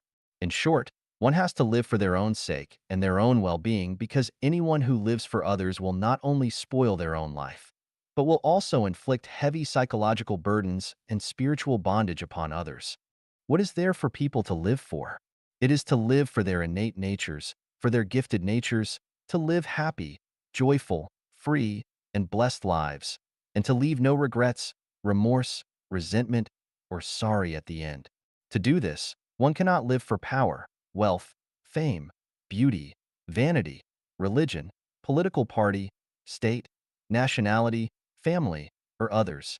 They must not try to possess or control anything or anyone, but must accept them as they are and associate with others by following predestined relationships to act in accordance with their natures and to take advantage of opportunities as they arise. They must deliver their lives into the hands of the greatest creator through the arrangements of Tao. Everything physical is a game, but only the soul is true and worthy. Do not be too serious or persistent on anything. Go for it if it pleases and uplifts, but forget it if it hurts or degrades. People will die and fields will become lakes, and that which we are so serious and persistent about, or which troubles us now, will eventually vanish from our consciousnesses. Why bother? Everything in life runs in Tao. Everything is karma. The Lord is everywhere. You reap what you sow. Divine punishments, though slow, are always true with big meshes, letting nothing slip through. Therefore, we must lead honorable and upright lives which are centered on sincerity, kindness, beauty, love, faith, and honesty. No one should be stealthy or talk about spirits, deities, fortunes, or disasters. A good conscience knows no fear. Whatever one thinks, speaks, and does should be faithful to the earth, the sky, others, and society, and to their own consciences. In this way, their life journey will become smoother and more comfortable as time goes on. Their life's future will also be smoother and more beautiful. Just do ordinary, simple things within the capacity of your lifetime. Be content to be ordinary and do not pursue the extraordinary. Settle on doing more small things and avoid attempting big things. Learn how to enjoy the unknowingly quiet life and avoid being the target of the known and the noisy. 1,000 miles can be covered by constant small steps, and rivers and seas are filled where small streams gather. We should always direct our efforts toward laying this kind of foundation. In this way, with persistence over time, the most ideal life will appear, and the most beautiful dreams will come true. These 8 life truths are only my perceptions and are only fit for a small minority. Accordingly, the majority of people are unable to accept them. If you think they make sense, then use them as references. If you think they do not make sense, then find your own ways. We do not discuss, debate, or argue. 用哲学辩证法指导人生。Life Guide with Philosophical Dialectics. Xiefeng. Translated by Transin and edited by Care. Philosophy is the abstract theory about the nature of the universe and its developmental law, as well as the relationship between thinking and being. Dialectics is the theory of the unity of opposites, the contradictory movements of things, and the universal connections and characteristics of them. In terms of properties, dialectics is part of and resides within the category of philosophy. It is like consciousness and thinking. Thinking is part of and resides within the category of consciousness. Speaking metaphorically, philosophy is the human body and dialectics are its eyes. Philosophy deals with the broad sense, while dialectics deals with the narrow sense. Philosophy is general while dialectics is specific. It is my opinion that philosophy is science and should be understood and reasoned with real evidence, without which it would not be logical, and that would in turn lead to wrong conclusions. For instance, both the absolute idealism and absolute materialism sever the unity between the two sides of the contradiction, such as religion, which emphasizes more about the idealism and ignores the value and meaning of real existence, and pragmatism, which stresses more about existence itself, but less about its causes. The theory system of Life-Genuine is mainly based on real evidence, although I have previously expounded more about the teachings and instructions of gods, Buddha, celestial beings, and saints in human history as the core, which is somewhat empty for the faithless, and not only lack operability, but also lack the cognition of the scientific nature of the spatial-temporal universe, life, and life. It is like Lao Tzu's descriptions of Tao, an image of what existed before God. The Tao that can be discussed is not absolute Tao, evasive, elusive, yet latent within it are forms. Dark and dim, yet latent within it is the life force, too specious to be understood by anyone who is not extremely wise. How do we guide our lives with philosophical dialectics? Buddha has no settled rules. Buddha's rules always vary according to the situation. Keep the main and change the others according to the situation. To be selfless is to achieve self. To be free from ego is to achieve ego. To own nothing is to own everything. And so on, which I summed up conforms to dialectics in the philosophical sense and can guide life. Now we will talk in detail about how to understand the world and how to guide our lives with philosophical dialectics. First, let us see the universal law of the unity of opposites in a philosophical sense. This law is to say that all things in the universe consist of pro and con factors which are opposite, incompatible, and contradictory as fire and water. But paradoxically, it is precisely this organic unity of contradictions that makes the world complex and colorful. Specifically, positive balance is negative, light balance is dark, true balance is false, good balance is evil, yin balance is yang, male balance is female, up balance is down, the rise balance is the fall, death balance is life, the tangible balance is the intangible, and so on. How can this analysis be significant to guide our lives? The law of the unity of opposites tells us that there is the physical world, but also the spiritual, heaven, but also hell, material structure, but also the non-material, and the tangible human, but also the intangible God. As such, our consciousness and thinking are not limited to our mortal lives and will not be limited to the material world that we see. Our field of knowledge can expand to unlimited space and time, to the afterlife, to the non-material world which we can neither see nor hear from our current place. What a remarkable leap of faith this is. Thus, as human beings, we should not only value the present, but also consider the future, not only pay attention to reality, but also consider nothingness, not only cherish life, but also pay attention to the afterlife. Let us now look at the law of mutual change of quality and quantity in a dialectic sense. This law says that any change of quality must be based on an accumulation of quantity. When the accumulation of a quantity becomes saturated and passes a critical point, its quality or qualities will change. This law has a measurable value and significance in guiding our lives. From the law of the unity of opposites, we understand that while there are humans, there must be gods. Since there are gods, the existence of celestial beings and Buddha become reasonable. Humans, gods, Buddha, and celestial beings are life of different natures. People have human nature, gods have divine nature, celestial beings have theirs, and Buddha has Buddhist nature. If human nature is to be sublime to divine nature, There must be an accumulation of quantity, and the accumulation must develop towards the divine nature. 1,000 miles cannot be covered without an accumulation of steps, and there will be no rivers or seas without the integration of small streams. If one gradually accumulates a divine nature, then in accordance with the law of mutual change of quality and quantity, they will eventually become godlike. Based on the dialectic law of the negation of negation, we can conclude that new things must conquer old things. New things refers to those which are in line with objective law and posse's strong vitality and broad developmental prospects. Old things are those that run counter to objective law and will die out. To determine whether a thing is new or old is to look at its nature, not its form or appearance. For example, many new religions have sprung up like mushrooms with new forms and manifestations, but their natures are variations fermented in old nests, and they are not new at all. Now let us look at the new methods, new measures, and new channels, with the aim of earning money across the globe, such as the transformation from traditional manufacturing industries to service and infotech industries, which appear new when seen from their form and appearance, but are still, essentially, ways to make money.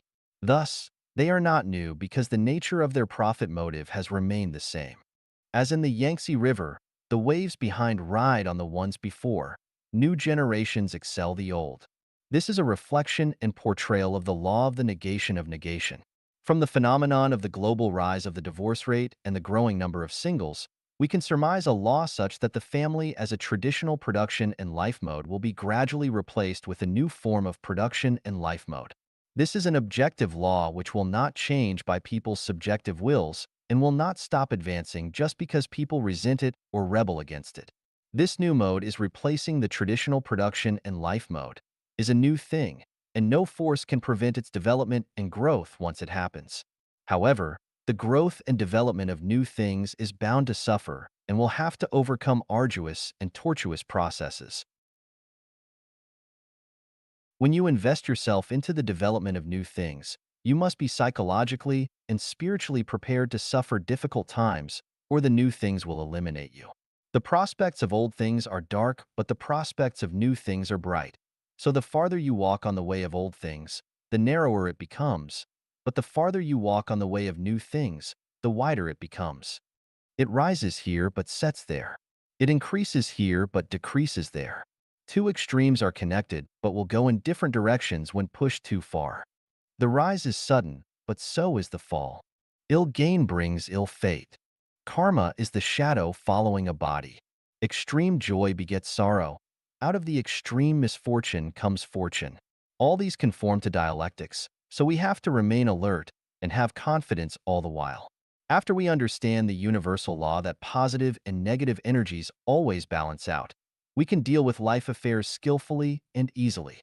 We know that when we constantly give and contribute rather than take and consume, we will accumulate many treasures. But where? They are reserved in the afterlife or the non-material world. Who will enjoy these treasures? No one can, other than the one who has accumulated them. Otherwise, the universal law that positive and negative energy always balance out would be violated. As it is a universal law, it is a necessary procedure. When you pay, you must receive.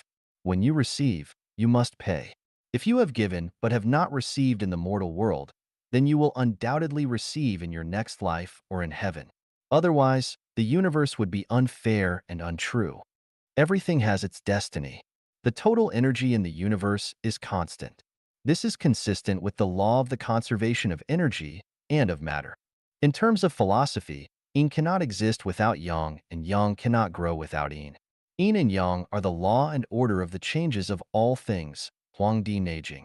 As we know from the water on the earth, regardless of the surging rivers brought on by rainstorms or the increase of snow cover on mountaintop, its total volume remains constant. It is destiny. This is to say that the quantity of life in the universe is constant. It increases here but decreases there. It rises here but falls there. Well then, where does the increase in human population come from? Are new lives born out of thin air? People who have explored and studied anything about reincarnation know that human reincarnation happens several days before birth. Therefore, an embryo or fetus does not contain life. It can only be called life when a reincarnated soul enters into it. Thus, we know that a new life will only be born when an old one passes on. There is no life without death and no death without life. That is it.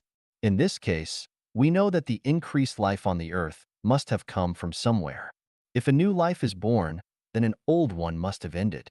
If we analyze carefully, we may wonder about the many animals on the earth that have died. Where have they gone? Have they become human?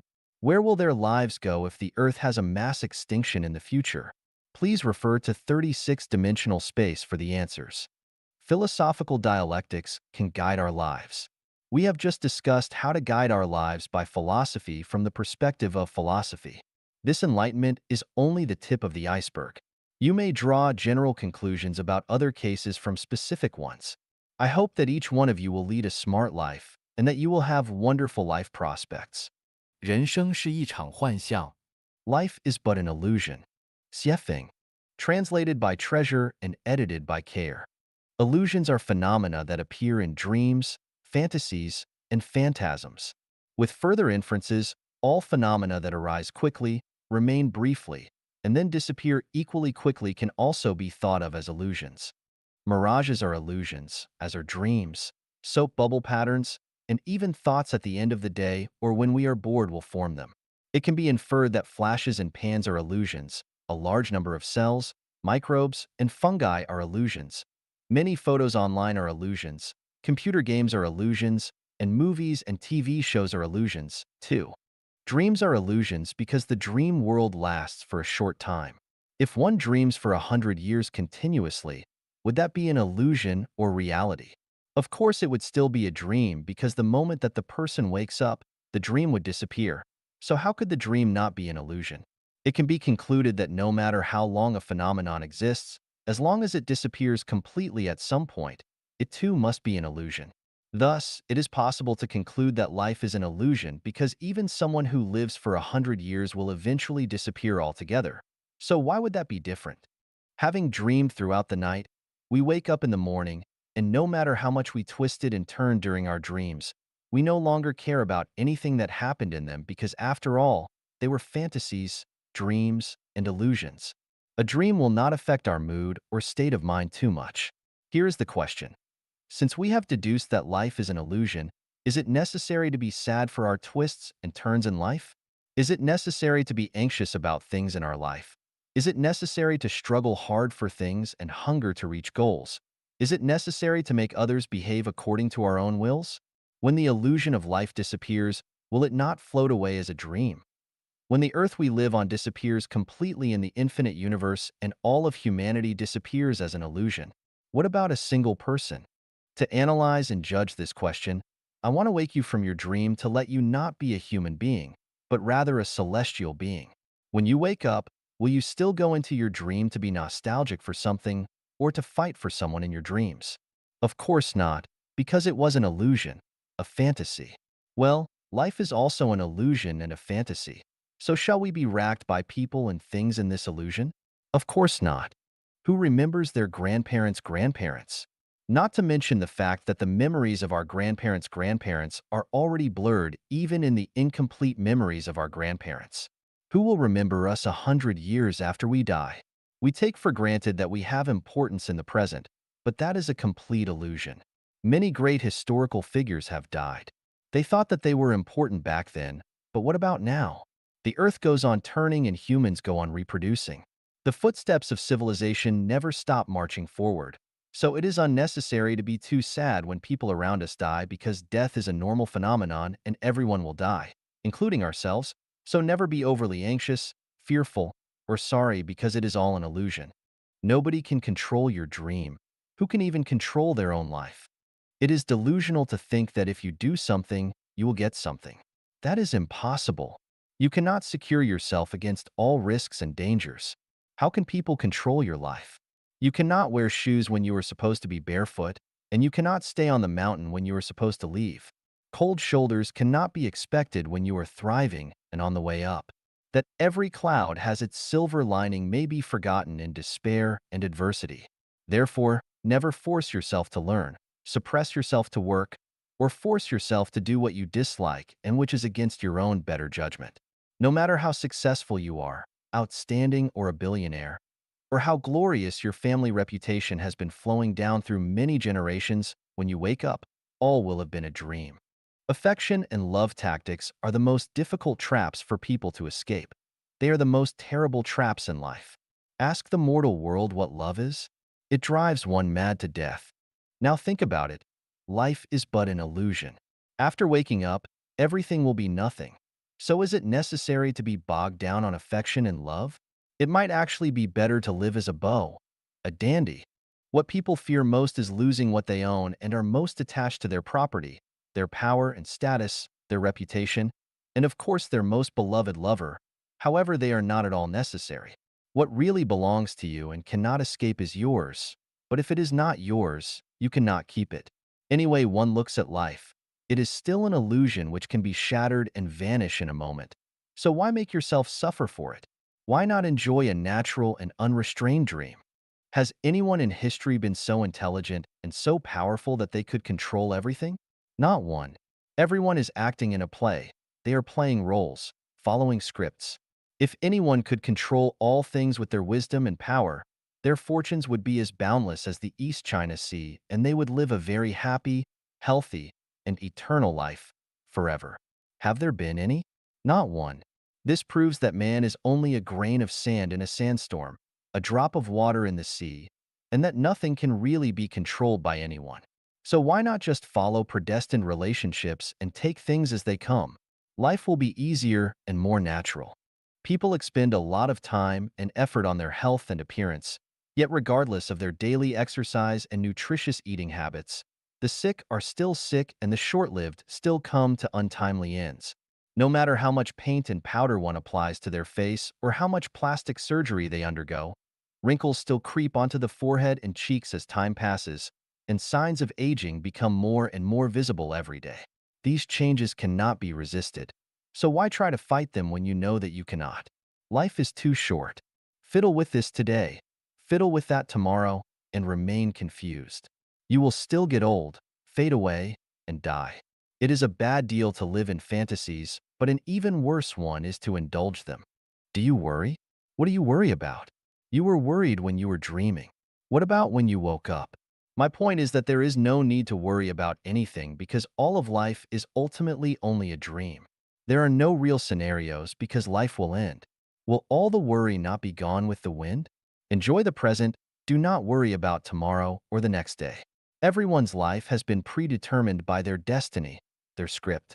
Worry is useless, so why persist with this fantasy, waste your recreation time, and ruin your relaxed mood? Your state of mind is different when you are asleep than when you are awake. Sleeping people lead befuddled lives in their dream worlds of obsession, worry, anxiety, sorrow, and fear. However, fully awake people know that all is but an illusion, so they have neither strong bliss nor intense grief, but are just pleasant, relaxed, and calm. Who are these people? Celestial beings, of course. Within the universe, everything is an illusion except for the greatest creator. People live in illusions because all lives are illusions. In this sense, illusions are reality. Illusions are stages of life. People live one dream after another and live a large number of dreams throughout their lives because lives consist of dreams. Although people live in illusions today, this is really the entirety of human life. Never expect to lead a real life without it being an illusion. Even the thousand-year world, the 10,000-year world, and the celestial islands continent of the Elysium world are all illusions. The differences are that those illusions are more beautiful and splendid and go on much longer. It is very clear that everything is an illusion, but most people are too stubborn, obstinate, and perverse to see them as such and are convinced that they are living in reality. When one awakens from their dreams, their soap bubbles will burst and they will say goodbye to their dream, but they will do it unwillingly and with disappointment and frustration. Knowing that life is an illusion, how does one lead a wonderful life? Whatever it is that makes you happy, joyful, free, and blessed, just do it. Follow your best judgment, have fun, then play. If something bothers you but you need to do it, make a perfunctory effort. No fun. See you later. Better yet, never see you again. 第二家园走不复古文明道路。The second home does not take the road of reverting to ancient civilizations. Xiefeng. People have created splendid cultures and invented innumerable production tools and living products. Inventions, innovations, and scientific developments have relieved us from backward and primitive production and living modes. Except for those gifts bestowed by nature, all that we enjoy today comes from those advancements. If civilization abandoned science and technology, then it would not be an advancement, but a regression. The way of the greatest creator is the way of nature. Scientific inventions and technological advancements have not gone against nature, but some have been used in irrational ways. Achievements of technological inventions and progress have gone against the ways of nature in many aspects, but the fault is not theirs. Rather, it is from people's misuse out of selfishness and greed. Cutting vegetables is a natural use for a knife, but using it to cut woods or to kill people is a misuse. The problem lies not with the knife, but rather with the person who misuses it. It would be extremely illogical to blame the knife, rather than to look into the false consciousness of the person who behaves irrationally. Would it be better to use toilet paper or clods of soil to wipe one's buttock? Of course, toilet paper is better, at least more hygienic. If a toilet paper manufacturer cuts a large amount of woods and then spills wastewater into rivers, it would not be the fault of the toilet paper, but that of the manufacturer who has ignored the result of wrong behavior by only pursuing economic profit. Some people are under the mistaken belief that the production and life mode of the second home will lead to a reversion to primitive conditions, but returning to nature does not include doing such things as eating raw animal flesh and drinking its blood, or wearing the skins and furs of animals. Rather, it means that we should live according to the will of the greatest creator and by the principle that people need to coexist with nature harmoniously. At least we can say that people should not advance at the price of natural destruction, but according to the fundamental principle of sustainability. What we have created is a brand new civilization which will not only inherit all the positive achievements of scientific and technological development, but will also advance humanity into a more developed stage of civilization. It would not be possible for us to revert to ancient practices because although we would absorb wisdom from ancient cultures, we would not be limited by them. We would learn from their essence, but would not revert to them. Our thoughts should neither be confined to ancient ones, nor make us repeat the mistakes of our ancestors. Following in their footsteps, we need to initiate a new future and a new way of living which will avoid the recurring tracks of previous civilizations which have been destroyed completely. Religions should not stop progress, politics should not be short-sighted, economies should not destroy nature, and societies should not be reluctant to advance forward. The biggest crisis facing humanity is that of the soul. All others pale in comparison. When this crisis is eliminated, all others will disappear automatically.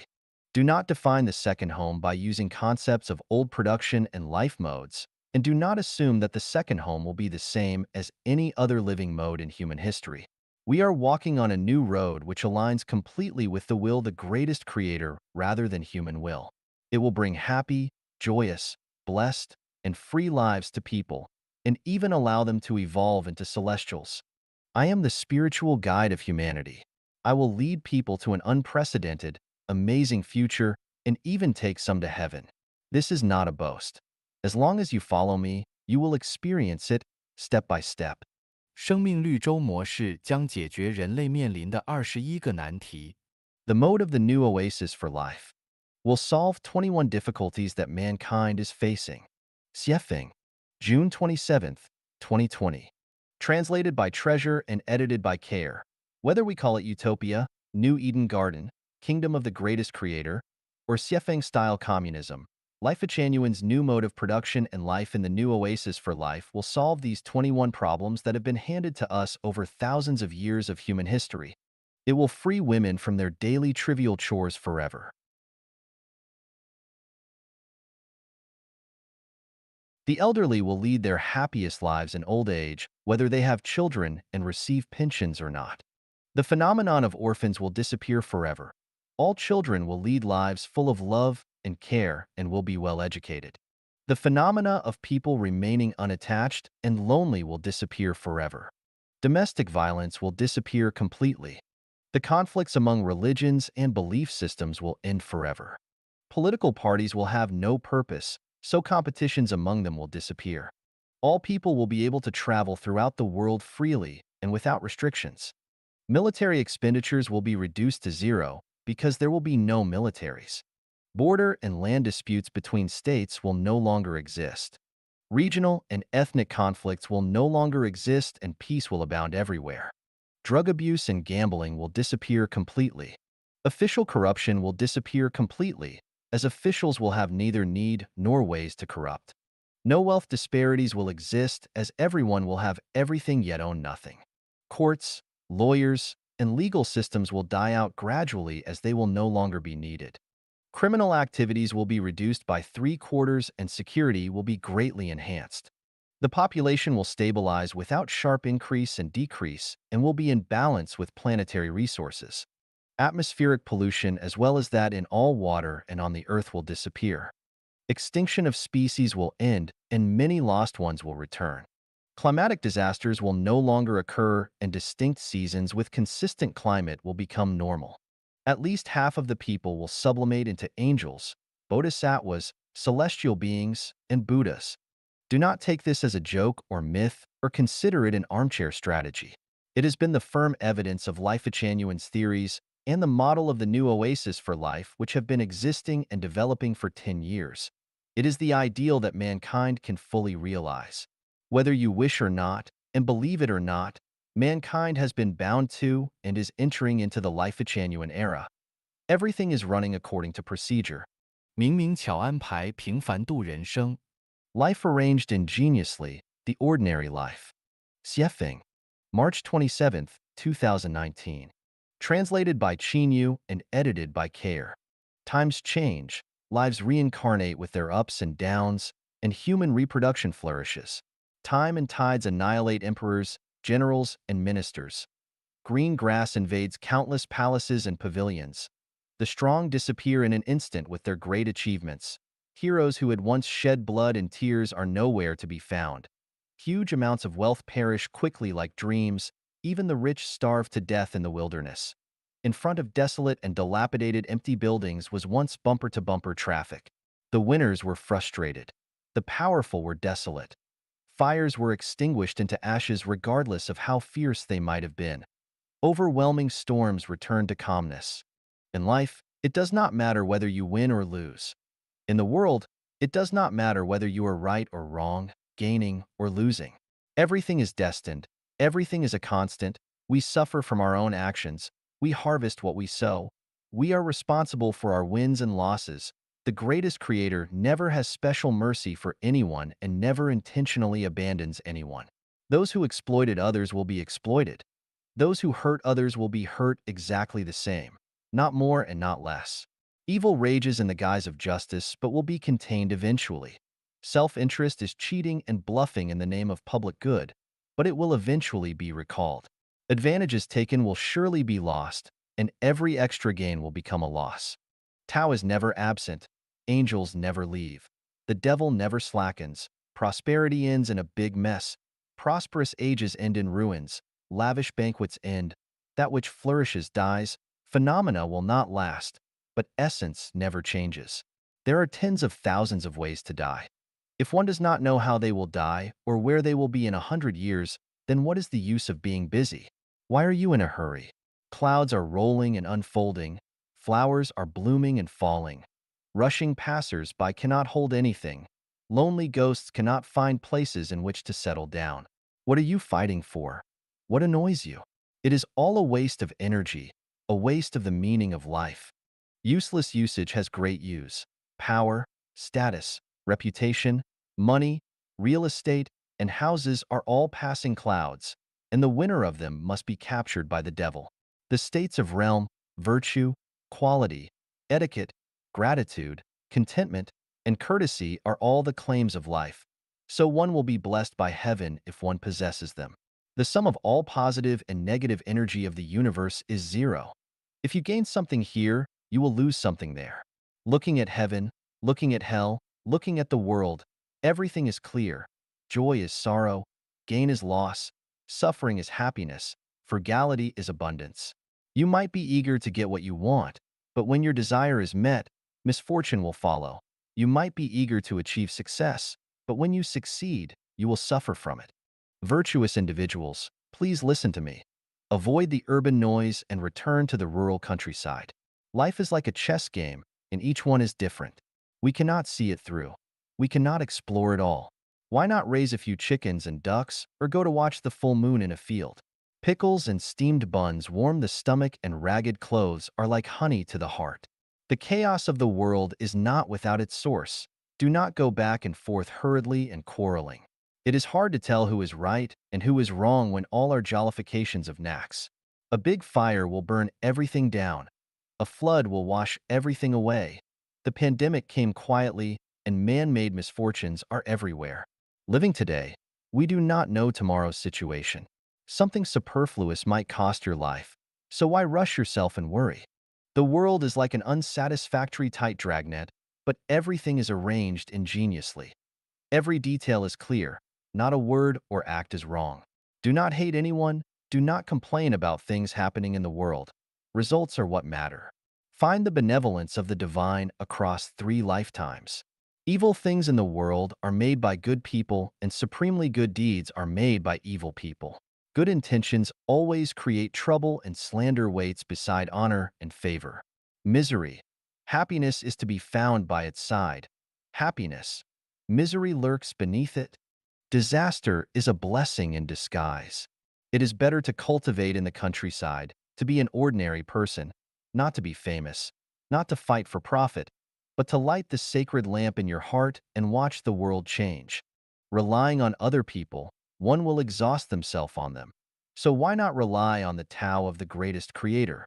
Everyone has a life trajectory that cannot be changed, so why bother to worry about others?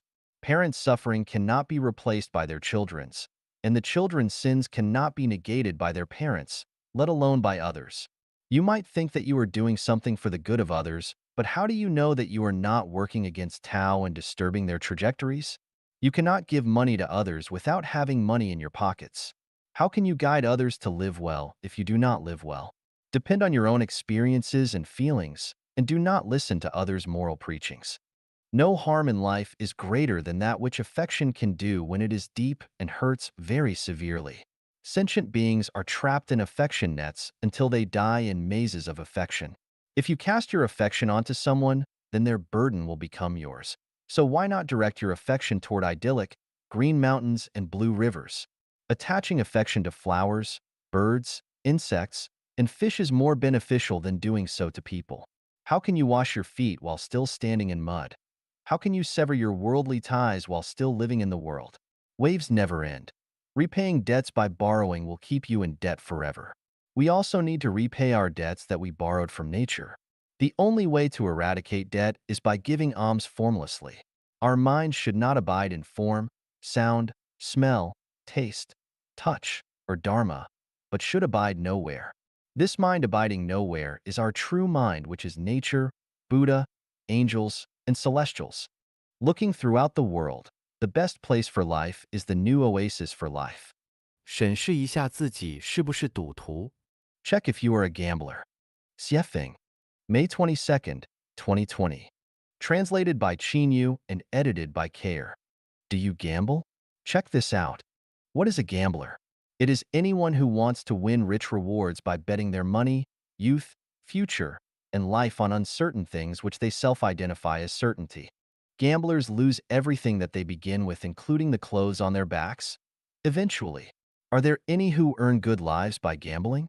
Casino dealers can do very well, but they are not really gambling because the games are all stacked in their favor, but most people who participate in gambling will lose and will end up with crushing losses. The truth is simple and clear, but people still want to gamble. All are gambling. I studied carefully and discovered the surprising phenomenon that almost everyone gambles, with marriage being the biggest gamble in life. You cannot be sure of its outcome.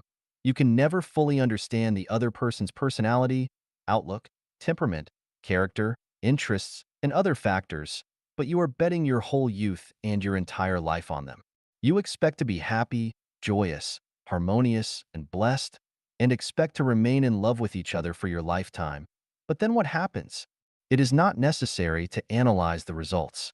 The eventual result of all gambling is that the gamblers all lose. Since marriage is a big gamble, the result is of course tragic. Participating in religion and becoming a believer is also gambling. You base your destiny and future by betting on the religious rituals, ideas, practices, and beliefs that you firmly believe are correct. But is your religion the absolute truth? Almost every religion claims that theirs is the only correct belief, but this is only its own wishful thinking. Can it withstand the challenges of facts, science, logic, and spiritual perception? Regarding the three major religions, Christianity, Islam, and Buddhism, they are each contradictory in terms of life and death. So which one is right? After death, are there reincarnations or merely lying quietly and waiting unconsciously for a final judgment and possible resurrection? If you are not sure, then are you not gambling? Christianity practices monogamy. Islam allows men to have 4 wives, and Buddhists do not marry at all to become monks and nuns. Which one is consistent with the truth of the universe? It is said that there are more than 1,000 political parties in the world. No matter which one you choose to join to become a member of, you will still be doing the equivalent of gambling in a casino.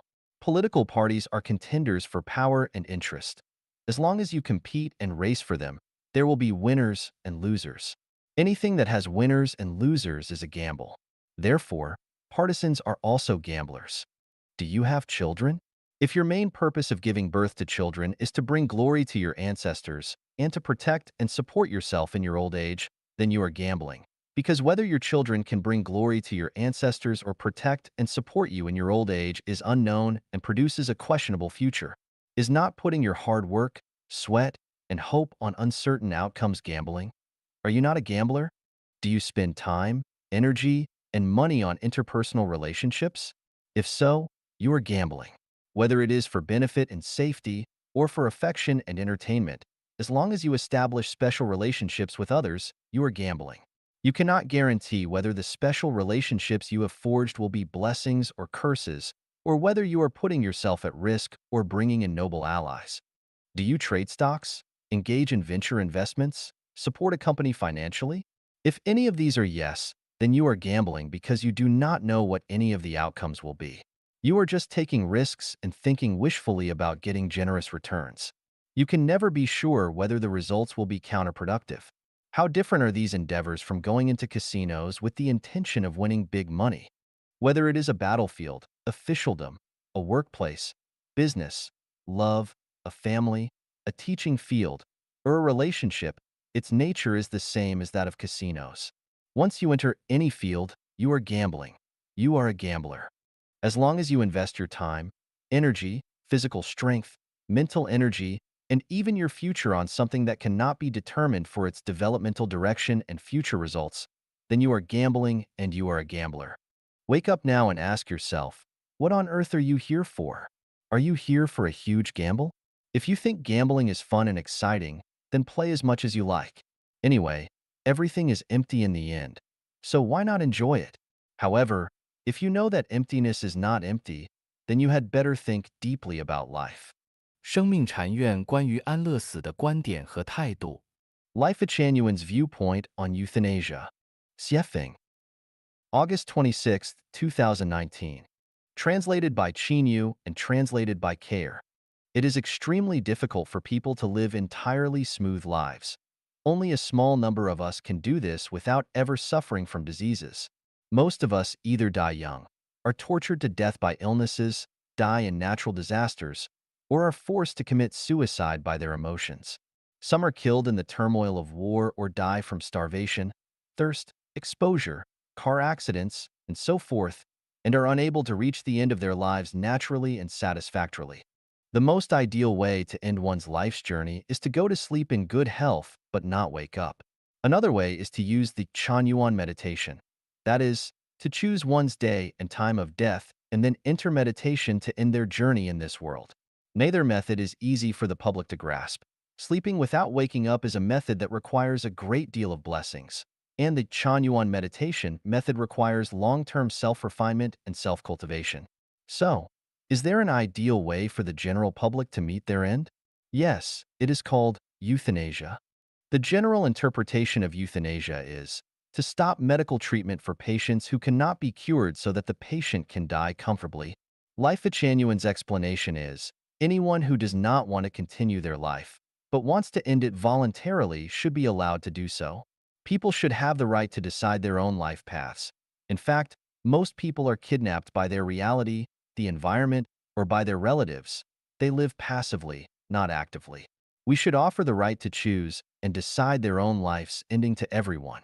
Anyone who has reached the age of 18, despairs of life, and is willing to end theirs should be offered the option to be euthanized. Regardless of their situation, as long as someone still wants to live, regardless of their age or physical condition, they should be treated, given energy, and the hope to live. How much time is enough for someone to live? A century? A millennium? The truth is that for most people, no amount of time is ever enough. Immortality is everyone's wish. However, life is a short journey of life in the mortal world. In the end, everyone has to part with life.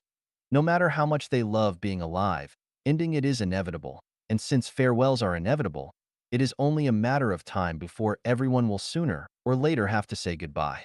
We associate closely with our friends and relatives, but no matter how close our relationships are with them, no matter how much we like them, or how much they want to stay with us, we will eventually have to say goodbye to them and leave. We cannot stay with anyone forever, so since we have to leave them, we should find the most suitable time to do so. Is euthanasia not a kind of farewell? Why bother preventing anyone from leaving? It is better to arrange everything leisurely and give a decent goodbye in a cool and ready manner than to end one's life in a hurry with regrets, remorse, anxiety, and fear, without saying goodbye to those of whom we care. Of course, the vast majority of people would not agree with this Lifechanuan view of euthanasia, and only those in extreme despair would accept it gracefully. Someone might ask, should we euthanize someone who is 19 years old, healthy, and in the prime of their life with a clear mind and a bright future? It would be the biggest joke ever, but no laughing matter. It would be very cruel. Of course, many people believe that the implementation of euthanasia would be murder if it were not only voluntary but also agreed upon by relatives. But hold on a moment. I have a question. Roughly 1 million people in the world end their lives annually. How many of their relatives have signed on to and agreed with those decisions? Of course, not many. So why would anyone need anyone else's consent if they are willing to end their life? If people could only do this with the consent of their relatives, then few would ever be able to. Of course, this kind of euthanasia requires legislation and a national convention. Otherwise, it would be difficult, if not impossible, to implement. I want to say that we can hardly imagine how many people in this world are living in extreme pain and despair. Many feel tired of life and do not want to continue on, but they have to bite the bullet and continue to live because they are kidnapped. Many others are in pain and are being tortured to death, such as those who are lying in hospital beds for long periods of time while incurable. They need to decide for themselves whether they are willing to accept euthanasia and should not require the consent of any relatives. Now that technology is developed, it is possible to video record the patient's words and wishes. In other words, anyone who voluntarily accepts euthanasia can speak their own mind and record it in an environment in which they are free from any duress, coercion, or kidnapping. Without this legally binding video, euthanasia would not be implemented. If a young person wanted to end their life, their relatives might call them selfish, but who is really more selfish, the young one or the relatives? Actually, I have thought about this. If Life Genuine were to implement euthanasia and hospice care, at least half of the people who want to commit suicide would give up those thoughts, and that number might be saved every year. By the way, it is better to deal with the people after euthanasia in accordance with the arrangement of the Life Genuine funeral system. The more we open up, the easier and simpler things become. The more restrictive we are, the more difficult and complex they become. 认识自己的一道法门。One way to know yourself. Xiefeng, July 6th, 2020. Translated by Qin Yu and edited by Care. It is fairly easy to understand others, but more difficult to know ourselves. However, when we do not understand ourselves correctly, our lives will be lost, stepped over, and frustrated everywhere. Recently, through my work, I found a method to learn about myself, and you are invited to try it as well. To know ourselves, we must first establish a reference point and compare ourselves to it. Then we can better understand ourselves. Over the past 3 years, I have operated a small hotel in BC, Canada. The nature of the hotel is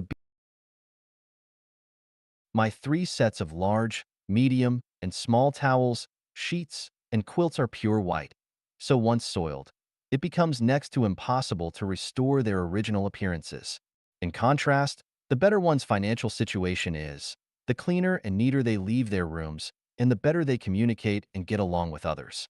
All in all, those who messed things up and could not communicate well were lower middle class workers, while the more civilized were more intellectual.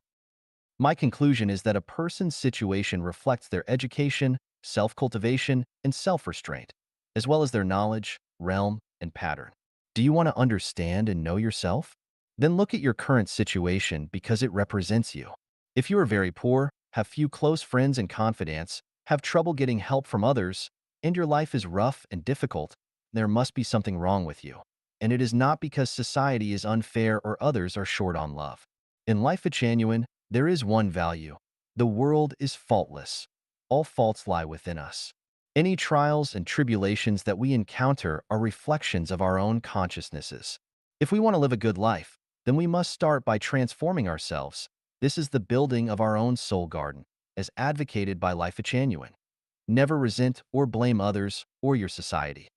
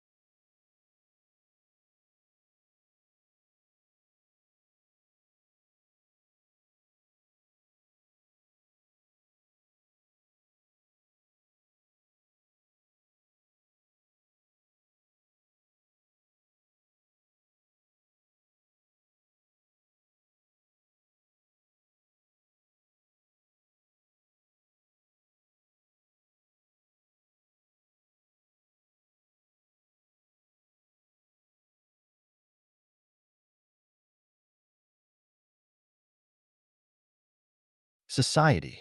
There is another phenomenon. That is, those who are good at communicating with others have relatively easy and satisfactory lives, but those who are not have more difficult and miserable ones. One can understand and know themselves from the social circle in which they interact with others. If there are no knowledgeable people in your social circle with big views, it shows that you are a commoner and it will be difficult for you to have a bright future. From this analysis, we can derive a useful life experience.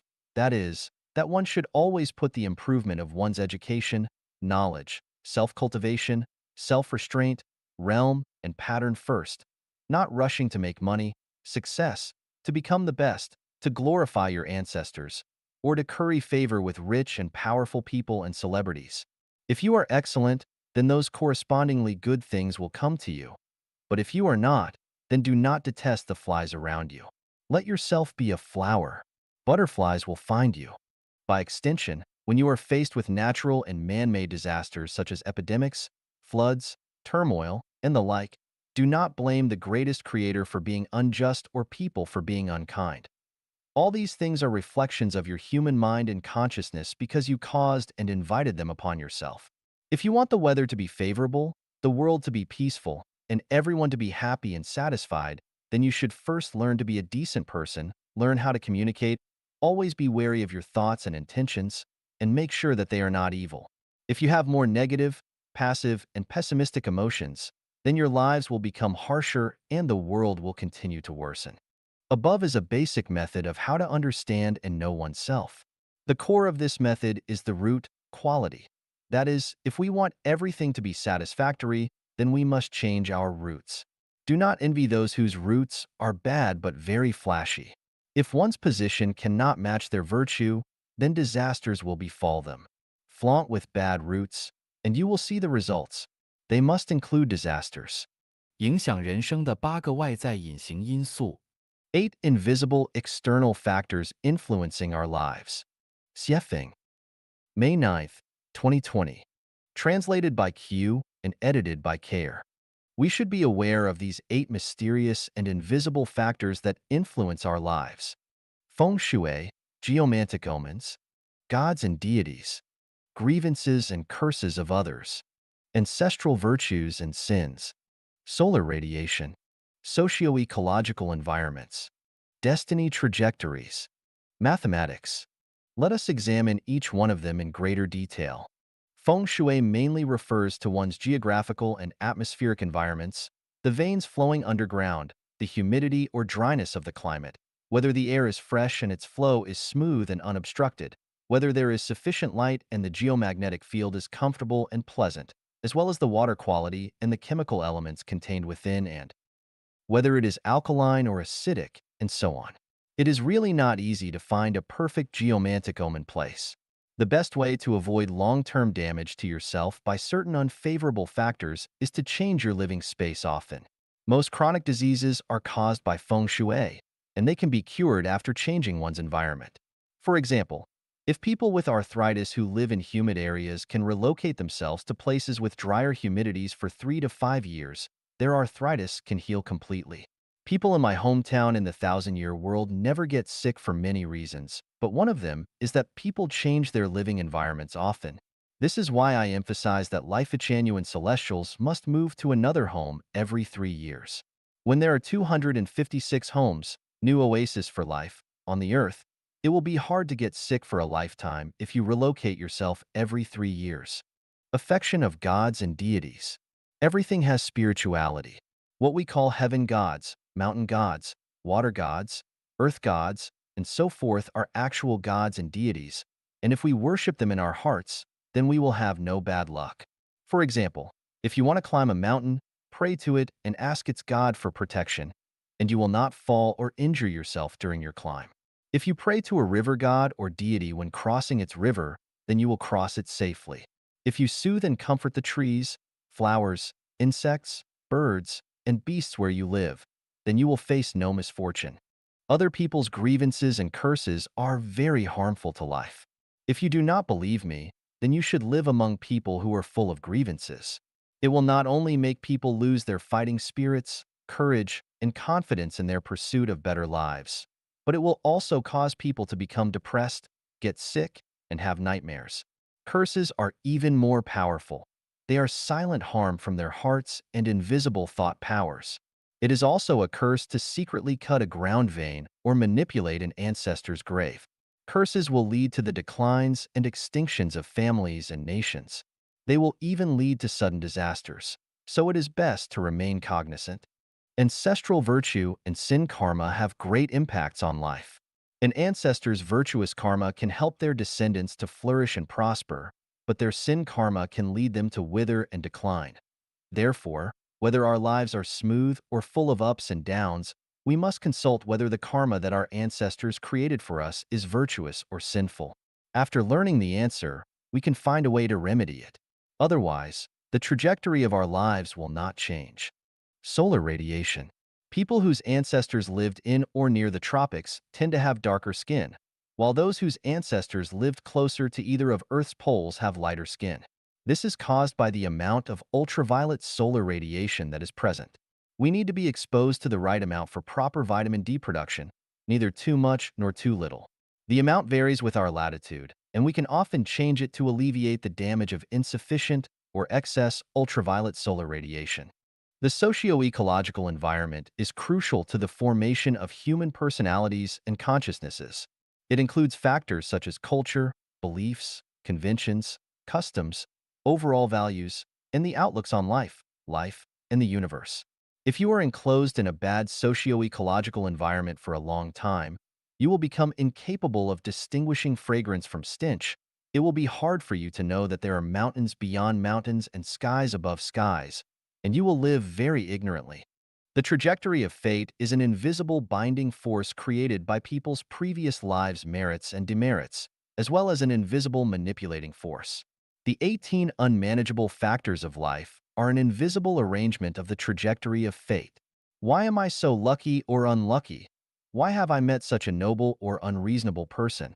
And other such questions are established arrangements along the trajectory of fate. To change that, to resolve or continue your trajectory of fate, you must self-cultivate and self-refine.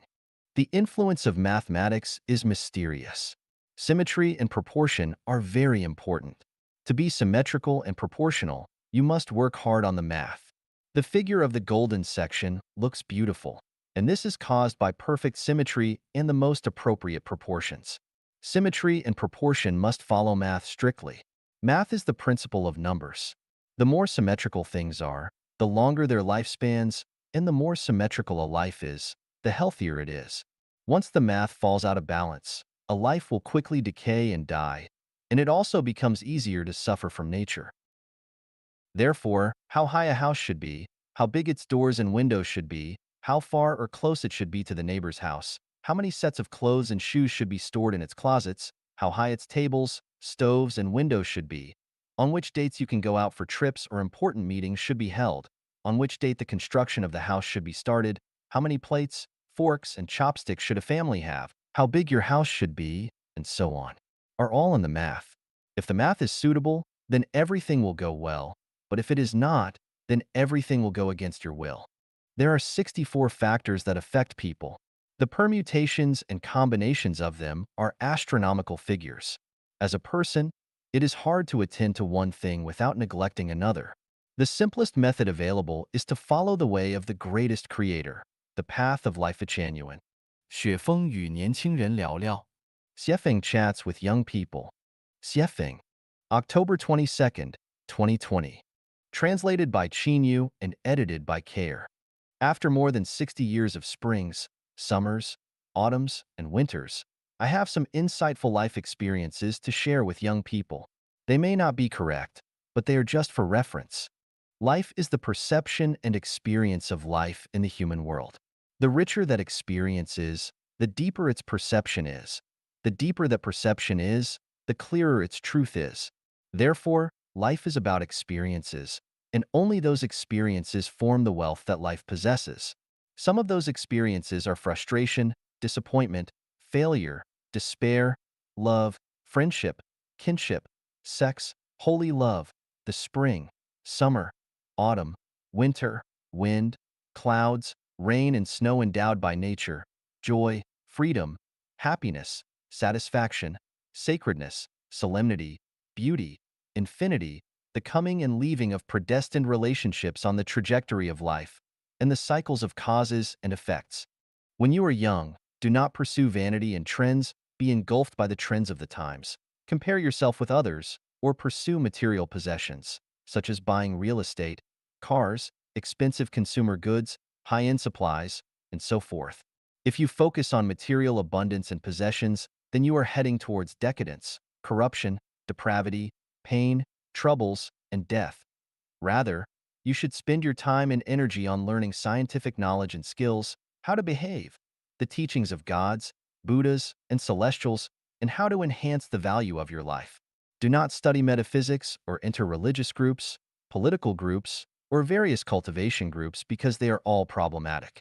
Especially do not learn anything about magical powers, special abilities, or spell powers. I do not even advocate the premature learning of Buddhism, Taoism, or divine law, let alone supernatural powers. Learning is to enrich one's understanding and to improve the quality of their life, not to be an official or make money, glorify and illuminate one's ancestors, or to be outstanding, let alone to build your good fame forever, but to experience life more deeply and to experience fun and wit of life. Why is the most important thing in life to enrich one's understanding and improve the quality of life? You can only understand it if you look at and study stones. From diamonds, emeralds, rubies, sapphires, opals, aquamarine, tourmaline, moonstones, and garnets, to pebbles, each of their values are completely different. Although we cannot always be human diamonds and emeralds, we cannot let ourselves become the pebbles among people. The more precious the stones are, the more embedded they are into the most sacred places, and the rougher they are, the more they are laid under people's feet. If someday someone can become a god, you will know that the purer their quality of life, the more they will live in a free and perfect world, and the lower their quality of life, the more they will live in a world of control and dilapidation.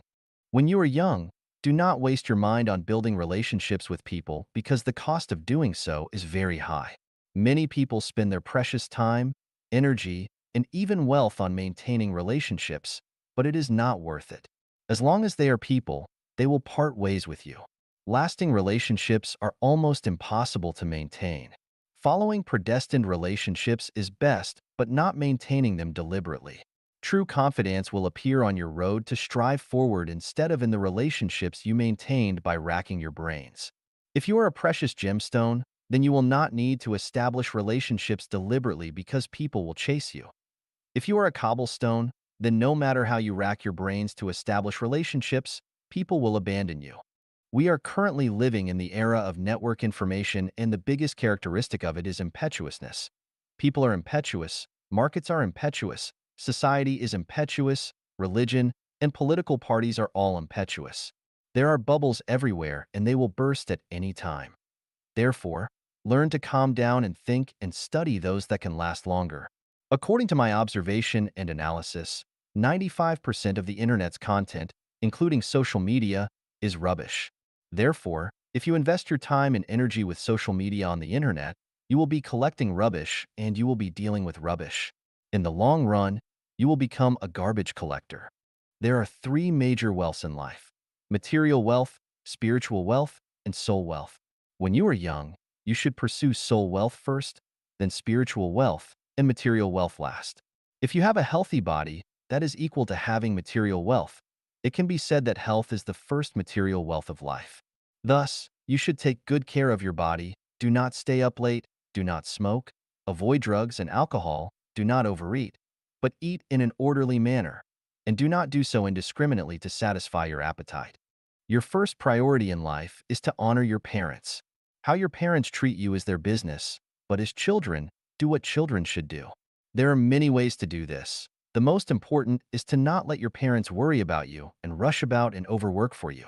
You may not be able to provide superior material wealth for your parents, but at least do not let your parents work hard to provide you with superior material conditions because you are a human, not a pig, and your parents raised you to adulthood.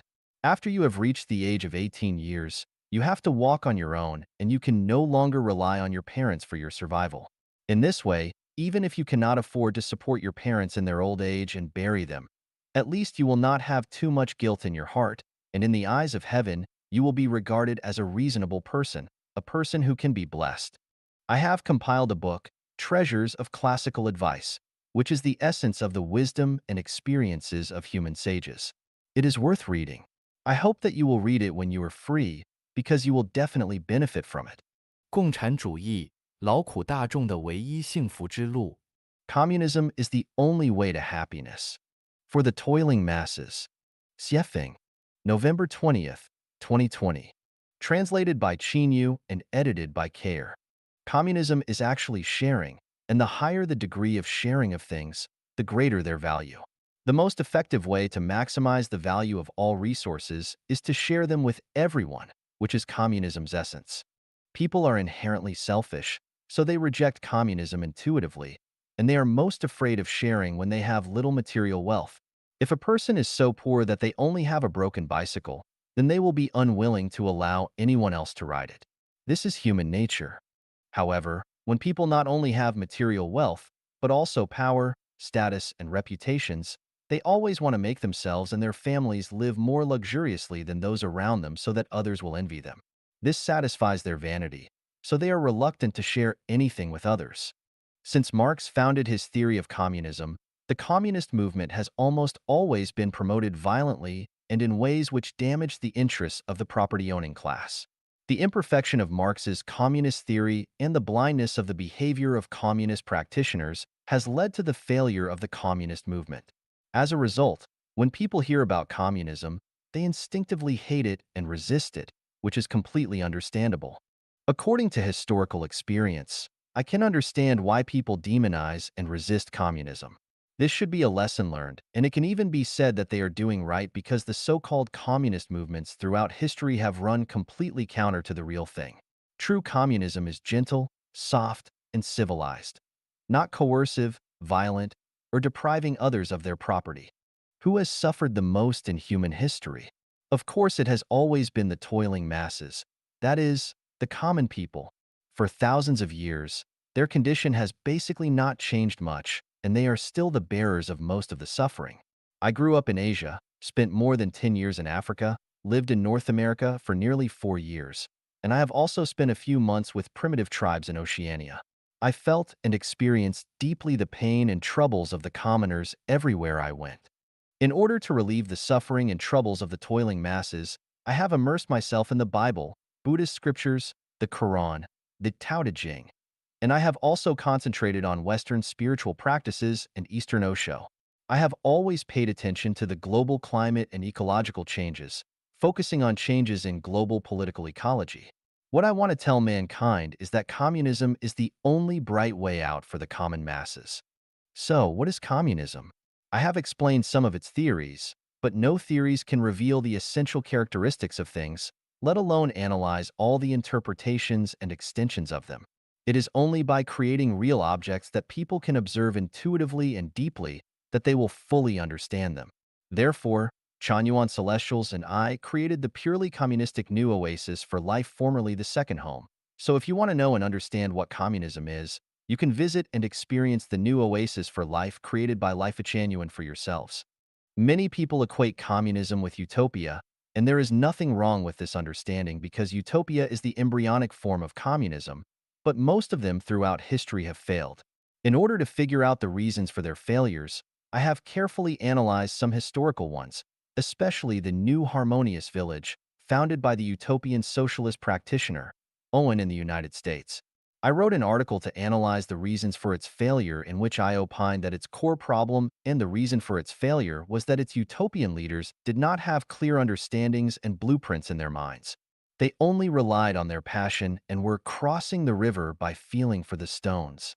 So, when encountering the rush of wind, waves, and whirlpools, they could only drown in their rivers. In order to distinguish between the theories and practical activities of communism in history, I call the new oasis for life created by Life Chanyuan Xiefeng-style communism. This communism can resolve territorial disputes between countries and excessive consumption of natural resources, solve the corruption problem of government officials, avoid Yang Galen-style tragedies, reduce criminal activities by three-quarters, enable people to live and work in peace, eliminate war, turmoil, refugees, and hunger, reduce suicide rates by more than half, and can give 98% of the people happy, joyful, free, and blessed lives. Who are these toiling masses? The term refers to those who have suffered their entire lives for food, clothing, housing, transportation, life, old age, sickness, and death. Those who have been struggling for a lifetime and are still struggling. Those who have suffered and have been bullied, troubled, and tortured all their lives. Those who have been looking forward to getting rich every year, while year after year still wearing torn clothes. Those who lack security but see no hope. And those who hate government officials, but on the surface have to show smiles on their faces and be deferential and sycophant to the officials. In short, everyone who wants to live a good life with their hands and diligence are the toiling masses. The cruel reality is that they are people who want to live better lives by hard work, yet their hands cannot rid themselves of troubles, pains, anxiety, sorrow, and even fear throughout their entire lives. This is what happened thousands of years ago. It is the same today, and it will remain this way for thousands of years to come unless we change our traditional production and life mode completely and enter the Xiefeng-style communist society. Otherwise, they will only dream eternally of having better lives. Moral education is always fragile and vulnerable. Christian moral education, Buddhist moral education, Islamic moral education, Confucian moral education, and the moral education of all kinds of sages have been easily destroyed by the face of reality. Look no further than today's China. All Communist Party officials have been raised on Mao Zedong's ideological and moral education, but in the face of money and interests, Mao's thoughts have been shelved. The level of corruption is staggering. Millions of yuan, even tens of millions are not enough. They embezzled hundreds of millions, billions, or even tens of billions. These servants of the people never cared about the lives of all the young Galens? Who cares about the lives of the toiling masses? Very few. Did decades of moral education work? Not at all. Let us look at the recent U.S. presidential election.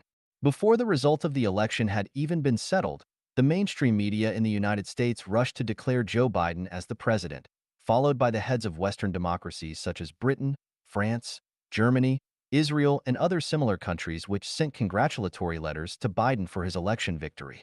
Even the president of Taiwan, Tsai Ing-wen, who is known as a Democrat, hurriedly sent congratulatory messages to Biden.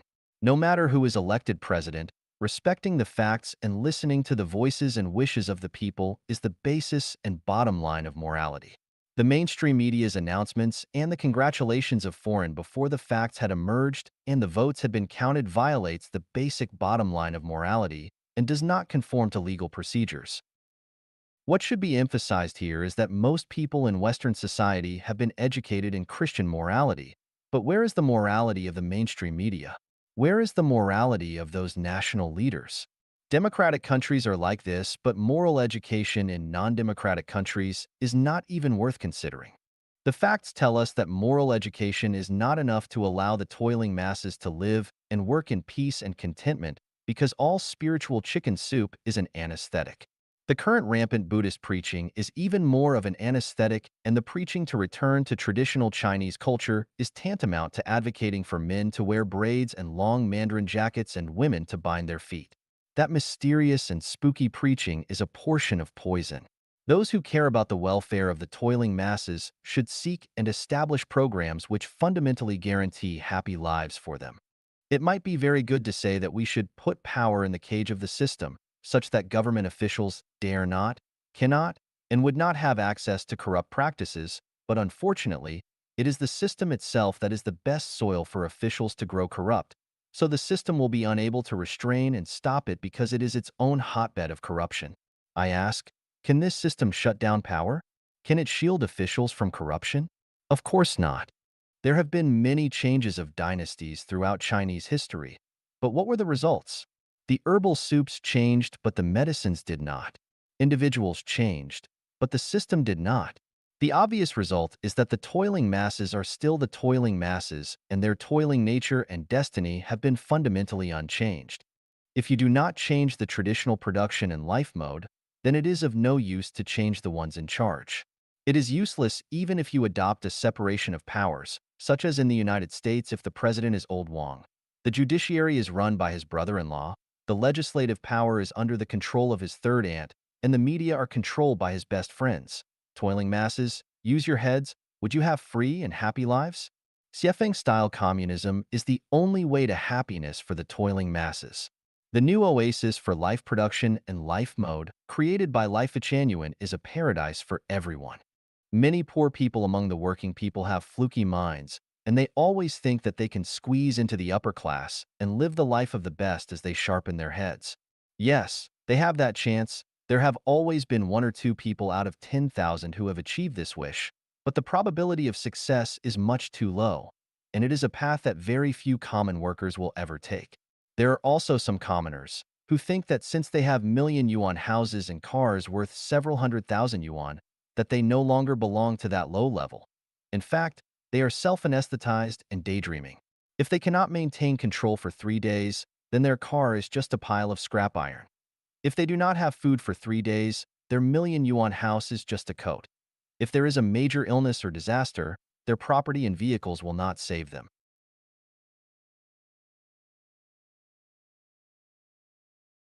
There are even some poor toiling masses who think that since they have become civil servants with iron rice bowls, secure jobs, they feel that their futures are secure, but in fact that is just a temporary comfort for themselves, and when they get old, they will learn the feelings of life. The sour, sweet, bitter, hot, and salty taste of life. In fact, Xiefeng-style communism is not only the road to happiness for the toiling masses, but also for capitalists and government officials, and the road for the cultivators to become celestials and Buddhas. The reason for this cannot be fully explained in a single article. If you have any doubts, please ask those who have lived and experienced Xiefeng-style communism. They can answer you. Remember this. Communism is the only way to happiness for the toiling masses and the only way out for mankind. 分享一点非常重要的做人常识。Sharing of some very important common sense of life. Xiefeng. Translated by Qinyu and edited by Care. October 19th, 2020. If your life is stable but stressed, see if you lack common sense in these areas. If the greatest creator came to you but you failed to recognize him, then your life will reincarnate again and again. If gods, Buddhas, and celestials have come to see you but you have been unaware, then you have not yet awakened, and you can only keep on sleeping. If noble people occasionally appear in your life but you do not acknowledge them, then it will be difficult for your life to have a turning point and change, and your hardships are inevitable. Among the three factors that change one's destiny, personality is a very important one. This person may be a god, Buddha, celestial, or noble on the path of your life, and as long as you know any of them, your destiny will develop and change for the better. But I found that no one knows the greatest creator, and when gods, Buddhas, and celestials come around, people do not know them either. When noble people come near, few will pay attention to them. Therefore, most people are just living beings, rather than otherworldly saints. Some people can change the trajectories and destinies of their lives, but it is unfortunate if they keep missing their chances. 5 major turning points impacted my life. 4 were from noble people, and 1 was related to the greatest creator. Had I not recognized the greatest creator, this tour guide that you know would not have been born, and were it not for the 4 noble people's guidance and help, I would be an old farmer in my hometown today. Where are the noble people, the gods, Buddhas, and celestials, and where is the greatest creator? They are all in your life and at your side. Why can you not see them, and why are you not aware of their existences? This has something to do with your consciousness and soul, as well as your understanding and realm. From your consciousness point of view, you cannot tell the priority of your life or reverse it, and from your spiritual point of view, your heart is too selfish and your mind is dim and closed. If your understanding is poor, then the sound of water running down mountains is noise, and if your realm is not high, and you cannot see beyond material content. For example, if I am the noble one in your life, then have I ever appeared before you? And if I have, then did you pay attention to me? If you did not, then you will not get anything from me, let alone change the trajectory and destiny of your life. How can it be considered that you have paid attention to me? When I speak, you must first listen carefully and then express your gratitude to me. When I come to you, you must stop what you are doing, mute your mobile phone, isolate yourself from the outside world, and communicate with me seriously and intently. When I post articles in WeChat, circles of friends, you should offer likes and show that you have me in your heart. When I show you the way, you must have no doubts, but rather start then and there. Such can be considered your having paid attention. So what kind of words and deeds are considered as your not having paid attention? When I talk to you, do you steer clear of my crucial points, not focus on the subjects of our conversations, and stray to topics that have nothing to do with my subjects? Do you talk too much and listen too little? When I came to you, or when you came to me, were you too busy looking at your phone and chatting with someone else to communicate seriously with me? When I posted an article, did you never offer a like, and therefore prove that I am not important to your consciousness? Were you so busy expressing yourself that you never reacted to my point of view, and so on? What I am saying is that there must be someone whose cognition is higher than yours in any group. Just as in a banquet, there must be a guest of honor. Therefore, after entering any group, the first thing that you must do is to find a person whose cognitive ability is higher than yours. As long as they are there, then you should talk less and listen more to them. In this way, you will benefit. Since they might be a celestial, Buddha, or the noble person in your life, they might well change your miserable destiny. There are mountains beyond mountains, skies above skies, people beyond people, and great masters beyond masters. Do not express yourself too much. When confronted by people with higher cognitive abilities, always listen, do not argue or express yourself because the more you do, the worse you will be because within the scope of his or her cognition, those actions can only show your limitations. When you become complacent, they will have already abandoned you. In this way, you will have missed the gods, Buddhas, celestials, and noble people, and missed your opportunity to change your destiny. When one thinks that they are completely right, then there is no room or opportunity for them to sublimate anymore. Their sublimation will be over, and the gods, Buddha, celestials, and noble people will avoid them. All those who insist that they are right will distance themselves from gods, Buddhas, celestials, and noble ones, and auspicious lights will no longer shine on them because they will have already set their shape, and what they now are will definitely remain the same in the future. People have many opportunities to change their destinies throughout their lives, but most are not blessed to seize them. Gods, Buddhas, celestials, and nobles will appear once or many times in each person's life, but whether you can get to know, meet, and accept them depends on your own thoughts, words, and deeds. Of course, the core factor is your consciousness, state of mind, realm, and understanding. Remember, when you feel that you are right, are obsessed with it, and are arrogant about it, then you are finished. 信念和希望的神奇力量. The magical power of faith and hope. Xiefeng, March 21st, 2021. Edited by Qin Yu. On September 9th, 2019, the World Health Organization reported that, on average, 800,000 people commit suicide globally every year. According to statistical analysis, the number of suicide attempts is 20 times that of completed suicides. Suicide is a result of losing faith and hope. The impact of suicide and suicide attempts on people is estimated at 4 individuals affected per person, resulting in 64 million people worldwide experiencing extreme suffering annually. If we add the suffering caused by diseases, conflicts, poverty, wars, and disasters, it's safe to say that, not exaggerating, 2 to 3 billion people live in pain every year. We cannot turn a blind eye to this. We must liberate people from suffering. The way to liberation is through faith and hope because faith and hope have a miraculous power. In a major earthquake in Los Angeles, 14 children were rescued 36 hours after the quake.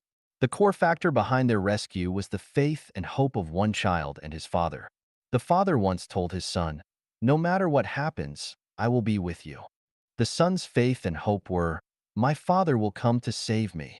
This belief and hope infected the other 13 children, helping them survive the dangerous period of fear and despair and ultimately being rescued. On August 5, 2010, a collapse occurred at the San Jose copper mine in northern Chile. 33 miners were trapped 700 meters underground, and those above ground didn't know if they were alive or dead. The 33 miners managed to take refuge in a shelter, but their situation was dire. The shelter held only enough food for 2 to 3 days, yet they persisted for a full 17 days. They survived by consuming just 2 spoonfuls of canned fish per day per person. How did they manage to survive until they were finally rescued on the 69th day? The answer is faith and hope. In times of despair, as long as one holds onto faith and hope, there is a chance to transform danger into safety. In today's era, one of the best examples of maintaining faith and hope is the Chanyuan Celestials of Life Changyuan. A group of ordinary people, more than 100 in number, began living together in a communist model since 2009. Over the past 11 years, they have faced repeated hardships. They built 3 idyllic paradises in Yunnan province. Due to the government's lack of understanding, they were driven out of their homes, and their more than 20 million yuan in property went to waste. They then built a home in Nanjing, only to be evicted again by the government. Meanwhile, they created 3 homes in Xinjiang, only to be driven out again. Returning to Yunnan, they built 3 more homes, only to face hardship once more and be forced out. The group exhausted its funds, feeling that there was no place for them in the world. However, they overcame these difficulties and persisted until today. Several more homes have been rebuilt. Especially the 2 homes in Thailand received support from local temple abbots. The home building in Canada was delayed due to the pandemic but remained standing. Despite being in dire straits, we did not lose hope. We did not stop moving forward because our faith remained unshaken and our hope never turned into despair. We firmly believe that the greatest creator will not abandon us. We believe in the justice of the Tao. We believe that the government's lack of understanding is only temporary, and we believe that, as long as there are no unlawful or unruly acts, the government will one day understand and allow us to live according to the communist model. Additionally, our profound understanding of countless secrets of the universe, time, space, and life has filled us with immense hope and confidence in the future. Without the support of faith and hope, Life Changyuan would have long vanished. From the practical experience of Life Changyuan New Oasis for Life, we have gained a profound understanding. As long as all of humanity embarks on the way of the greatest creator, the path of Life Changyuan, and enter into the Xiefeng style, communist form production in life, the 800,000 people won't commit suicide every year, and the suffering of hundreds of millions of people will not only be alleviated, but may even disappear entirely. The entire human race should embrace one faith. Life Changyuan can save humanity and rescue people from the sea of suffering. The entire human race should hold on to one hope. As long as Life Changyuan exists, the beautiful life that humanity dreams of will undoubtedly come. 人生的效率、深度和广度。The efficiency, depth, and breadth of life. Xiefeng, July 16th, 2020. Translated by Qinyu and edited by Peter. Most people should be geniuses in a certain field, but most people are mediocre and find their goals to be unachievable throughout their lives. The reason is that they are forced by life and cannot engage in the work they like, and their entire lives are consumed in their trivial daily affairs. We analyzed housewives statistically. Few housewives have achieved success in their careers because they are submerged in daily trivial housework. We asked an elderly woman, "What have you done in your life?" She could hardly list any examples that she can be proud of. In fact, she has a lot of work to do every day: cooking, washing, taking children out, purchasing, cleaning, and visiting relatives and friends. Countless daily tasks almost dragged her down, and in the end, she found that she had accomplished nothing in her life. Of course, I do not advocate that all people become the best, glorify and illuminate their ancestors, and be successful, much less advocate that all people be extraordinary and live their whole life gloriously. I just want people to live a life that is a little more comfortable, cool, relaxed, and free. Then, how to achieve this wish? Do only one thing in your life. This is a truth that I have recently realized. In the past 10 years or so, I have spent my life being a guide for Life Changyuan and have not done anything else. Thus, I have finished writing articles comprised of millions of words and created more than a dozen picturesque human homes based on the new life model.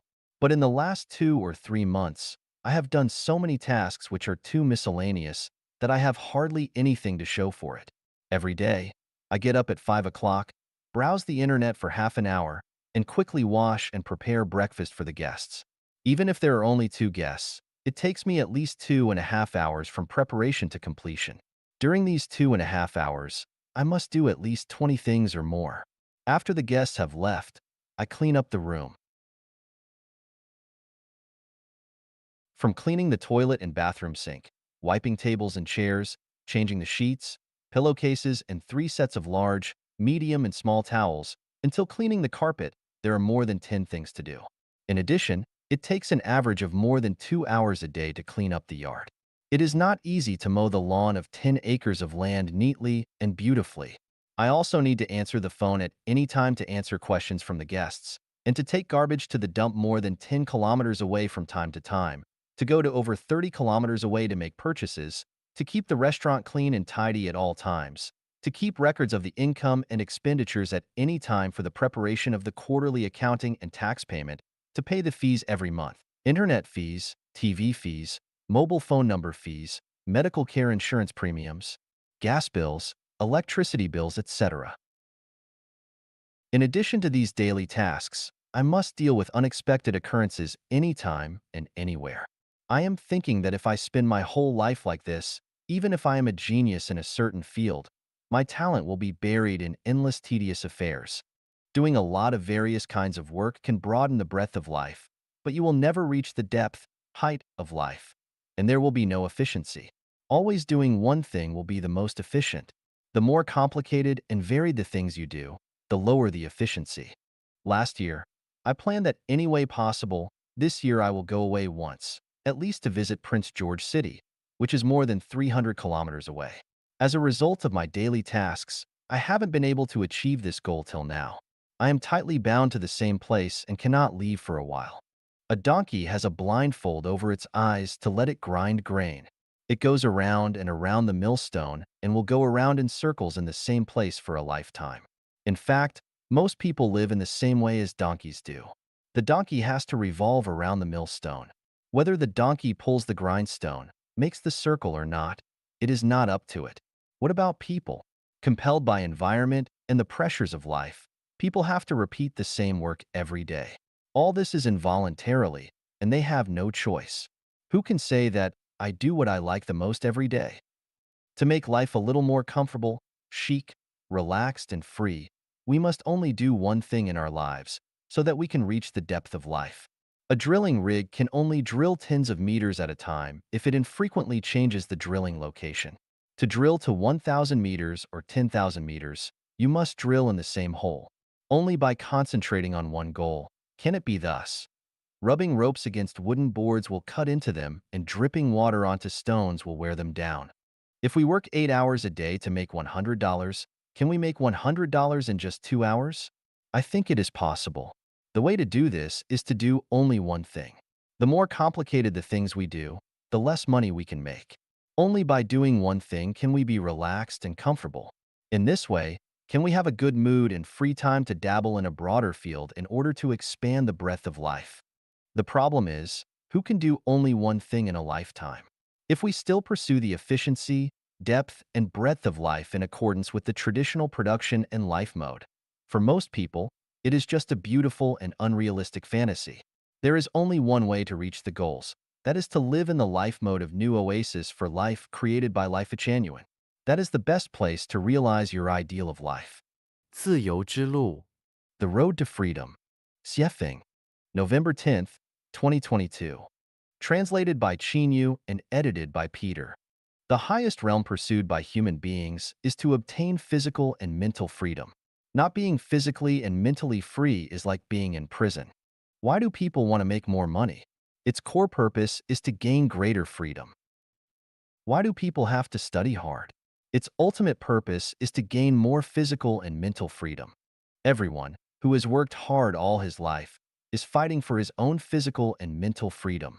The question is, have they achieved physical and mental freedom throughout their life? None. Can you go where you want to, associate with the opposite sex when you want to, say whatever you want to? Who has achieved it? No one. The presidents cannot, billionaires cannot, experts, scholars, and professors, followers of any religion, none of them can, not to mention the general public. What is the problem? Why has not a single person achieved physical and mental freedom in their entire life for thousands of years? There are 8 factors that prevent people from obtaining physical and mental freedom, namely country, money, marriage, family, kinship, government, debt, and ego. As long as there are countries in this world, no one can be free. As long as there is money in this world, no one can be free. As long as you enter marriage, the special relationship between both sexes, don't expect to be free again. As long as you revolve around family, the most basic production relationship in society, you will never expect to be free for the rest of your life. As long as you have parents, children, siblings, and other relationships, you will not have freedom of mind and body. As long as there is a government that controls you at all times, no one can be free. As long as you owe debts of gratitude and financial debts, don't even think about gaining physical and mental freedom. As long as you are stubborn and always think you are right, you will not achieve freedom. Isn't this making people feel hopeless, desperate, and miserable? Think about it this way: no matter how hard we try, no one can reach the highest realm of physical and mental freedom. Why do the vast majority of people go to some kind of religious belief? When people cannot get physical and mental freedom in reality, they can only seek spiritual comfort in religion to anesthetize their fragile and sad nerves, and to live a miserable and helpless life in hope.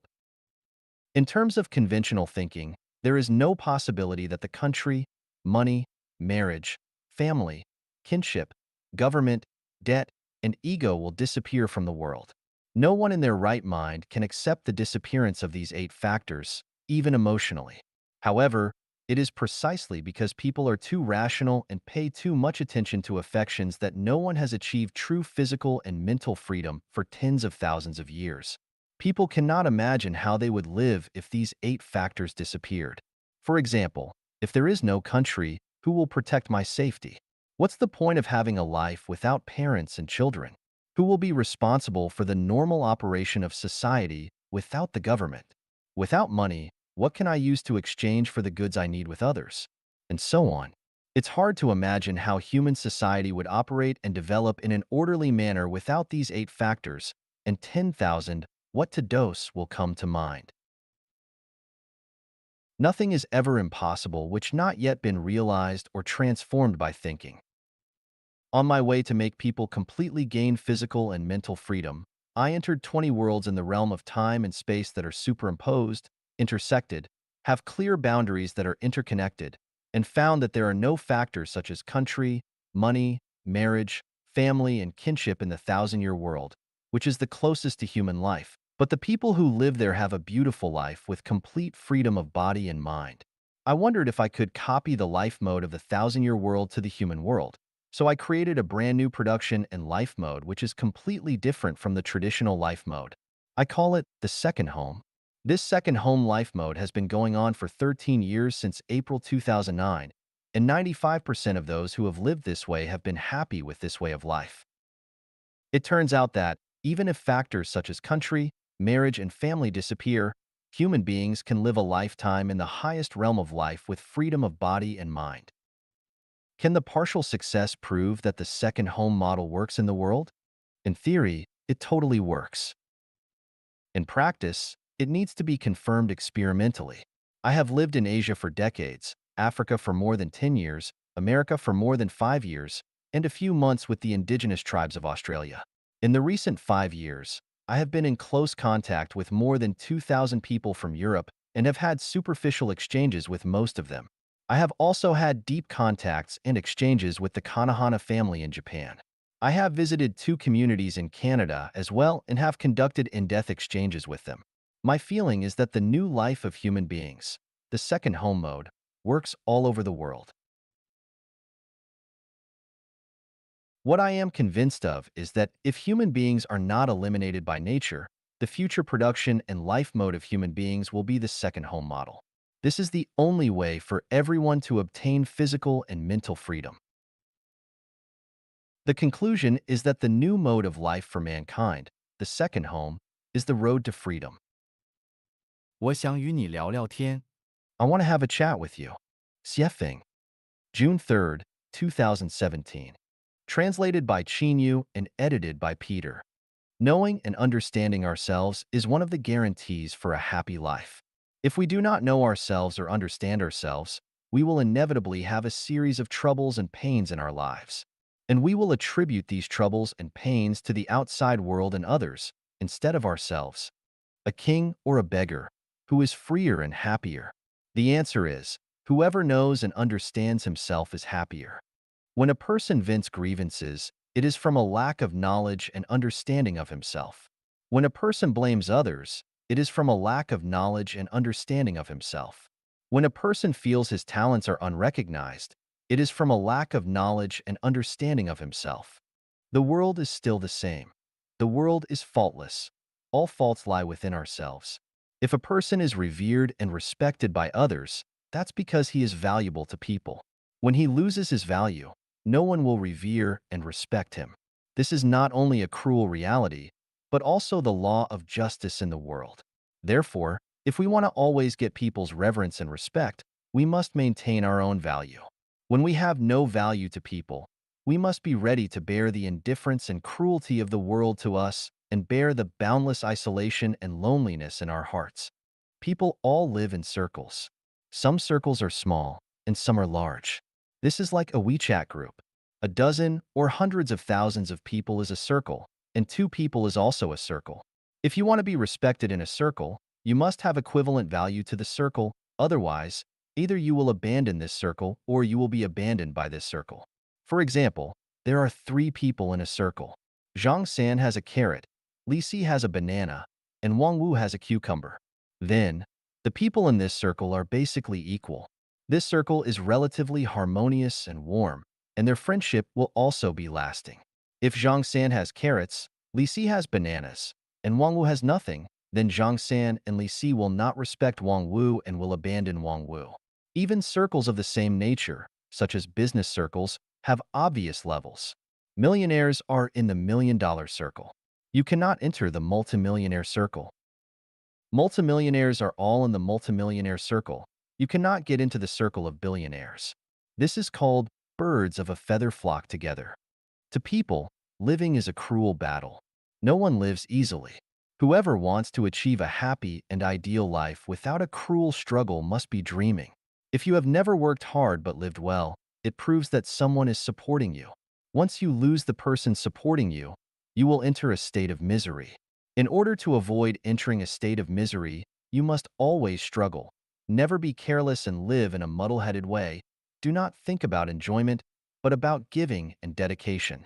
Only in this way can you hope to get the happy life you yearn for.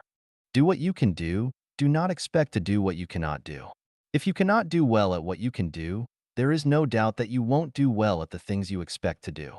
Ask yourself often, what have I done well? What have I done that I can be proud of? Do not dislike the trivial and simple things. A person's talents and great qualities are reflected in the simplest and smallest things. If you do small things well, you can do medium things. If you do medium things well, you can do big things. And if you do not even do small things well, can you do medium and big things? Even ghosts won't believe this. Be proactive, not passive. As a child, do not always hope that your parents will arrange everything for you. As a student, do not always hope that the teacher will arrange everything for you. As a disciple, do not always hope that your master will arrange everything for you. As a subordinate, do not always hope that your superiors will arrange everything for you. As a citizen, do not always hope that the president and the central government will arrange everything for you. If we do not give full play of our intelligence and wisdom now, we will never receive support and promotion from nobles. We will lose the steps to promotion forever, and we will never release our inner energy to liberate ourselves or change our bad fate. 超越时空，活在未来。Transcending time and space by living in the future. Xiefeng, June 16th, 2018. Translated by Qinyu and edited by Peter. Man is life. Life is a non-material structure with spirituality. The core component of life is consciousness. For consciousness, there is no question of reality and illusion, no question of time and space, and no question of past and future. Reality and illusion, time and space, are a problem that stubbornly exist in human perception. For life itself, these problems do not exist. The essence of life is perception and experience. Without perception and experience, there is no life. In other words, life without perception and experience does not exist. As far as perception and experience are concerned, there is no difference between dreams and reality. There is no difference between playing games online and directly participating in games. There is no difference between virtual and real situations. There is no difference between a face-to-face chat and a dream chat. There is no difference between recalling the past and looking forward to the future. And there is no difference between concrete practice and imaginative practice. For example, in the illusory scene of dreams, what we perceive and experience in dreams is the same as what we perceive and experience in reality. So long as it is perception and experience, for life itself, there is no problem with the illusion of reality, no problem of past, present, and future. Human cognition can never go beyond reality, time, and space. This is the limitation of human cognition. This limitation restricts our thinking to four-dimensional time and space, so that we cannot break through the shackles of reality, time, and space. The sayings and viewpoints of living in the present are the most typical examples of cognition and thinking fettered by reality, time, and space. In other words, the cognition and understanding of living in the present is purely human thinking. It is not the cognition and thinking of lives higher than human beings. Now, let's discuss the feasibility of transcending time and space from human cognition. What has happened is called the past or history. What is happening is called the present or now. What is going to happen is called the future or the time to come. Now let's make a choice. Would you like to live in the past, in the present, or in the future? For those who have had a good past, they want to live in the past, but also look forward to the future. For people who have had a painful past, they do not want to live in the past. So, how many people are willing to live in the present? Except for those who are enjoying life at this moment, most people are willing to live in the future because the future has not yet happened, and they can look forward to a happy situation. The main point of this article is that now is the most difficult time for life.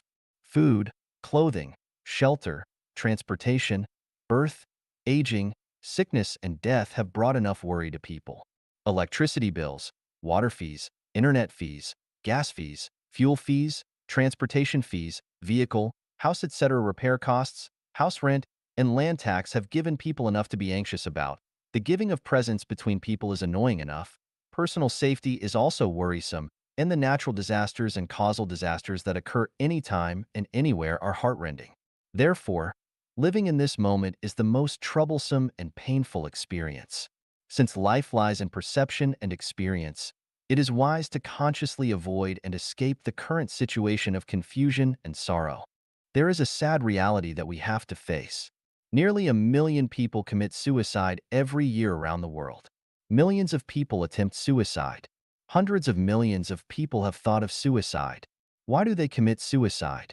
Because the present is too bitter, there is no hope, no turning point, no bright future, so they just choose to commit suicide.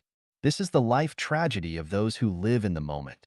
Now let's envision that if a person in such current distress knows that he will receive 1 million yuan tomorrow, or will encounter a noble person who will bring himself out of a real tragic situation, or the world will be reversed and his sorrow will end soon, or he gets to know in a few years that he will turn the situation around and become successful, or knows that he will enjoy a wonderful life in the endless heaven in the future, then, will he commit suicide? Of course not. Not only will he not commit suicide, but he will live happily every day. This means that letting the consciousness live in the future makes life better than living in the present. Therefore, allow yourself to live in the future and imagine that in the future you can live in the new oasis for life created by Life Genuine. Imagine that you are living in the 1,000-year world, the 10,000-year world, the celestial islands continent. In this way, your current misery will be alleviated. No matter how hard or difficult it is, you will survive it. Your current troubles and pains will disappear into smoke and clouds, and all worries and fears will be just illusions in front of you. Hence, you will feel that every day is interesting to live, just like playing games, and even if death comes, you will be fearless and even accept it with joy. This is the way to transcend time and space. We must know that the future is created by visualized thinking. The essence of life is perception and experience. In this case, living in a beautiful future is more meaningful and valuable than living in the present. One of the mysteries of life is that perception and experience determine the taste and state of life. That being the case, why bother letting the consciousness experience a miserable moment? Why not let the consciousness experience a bright future? Anyway, consciousness does not distinguish between reality and illusion. Everything we experience is the essential attribute of life. 絮叨人生。A Ramble About Life. Xiefeng, May 23rd, 2018. Translated by Qinyu and edited by Peter. Rambling is chatting. Chatting can be endless, free from rules and regulations, letting one's thoughts float in the wind, aimlessly like mature dandelion seeds. Everyone encounters two doors every day. One door leads to heaven, and the other leads to hell. Whether you go to heaven or to hell depends entirely on how you treat people and things. If you treat them right, your path ahead will be bright and full of flowers. And if you treat them wrong, your path ahead will be full of mud, and you can only trudge along. Every day in life, we are taking exams. What we should do and how to do it is the exam. The examiner is the greatest creator. Our ultimate destination is decided by the accumulated daily exam results. With excellent results, there is no doubt we will go to heaven. With poor results, there is no doubt we will go to hell. Every day in life, we can have the good fortune of meeting angels. In everyday life, we always deal with people. Even the person we meet in the WeChat group might be an angel. If we treat angels kindly and sincerely, our lives might turn around and we may get to know the secrets of life. If we treat angels badly, we may miss a good connection and a good future.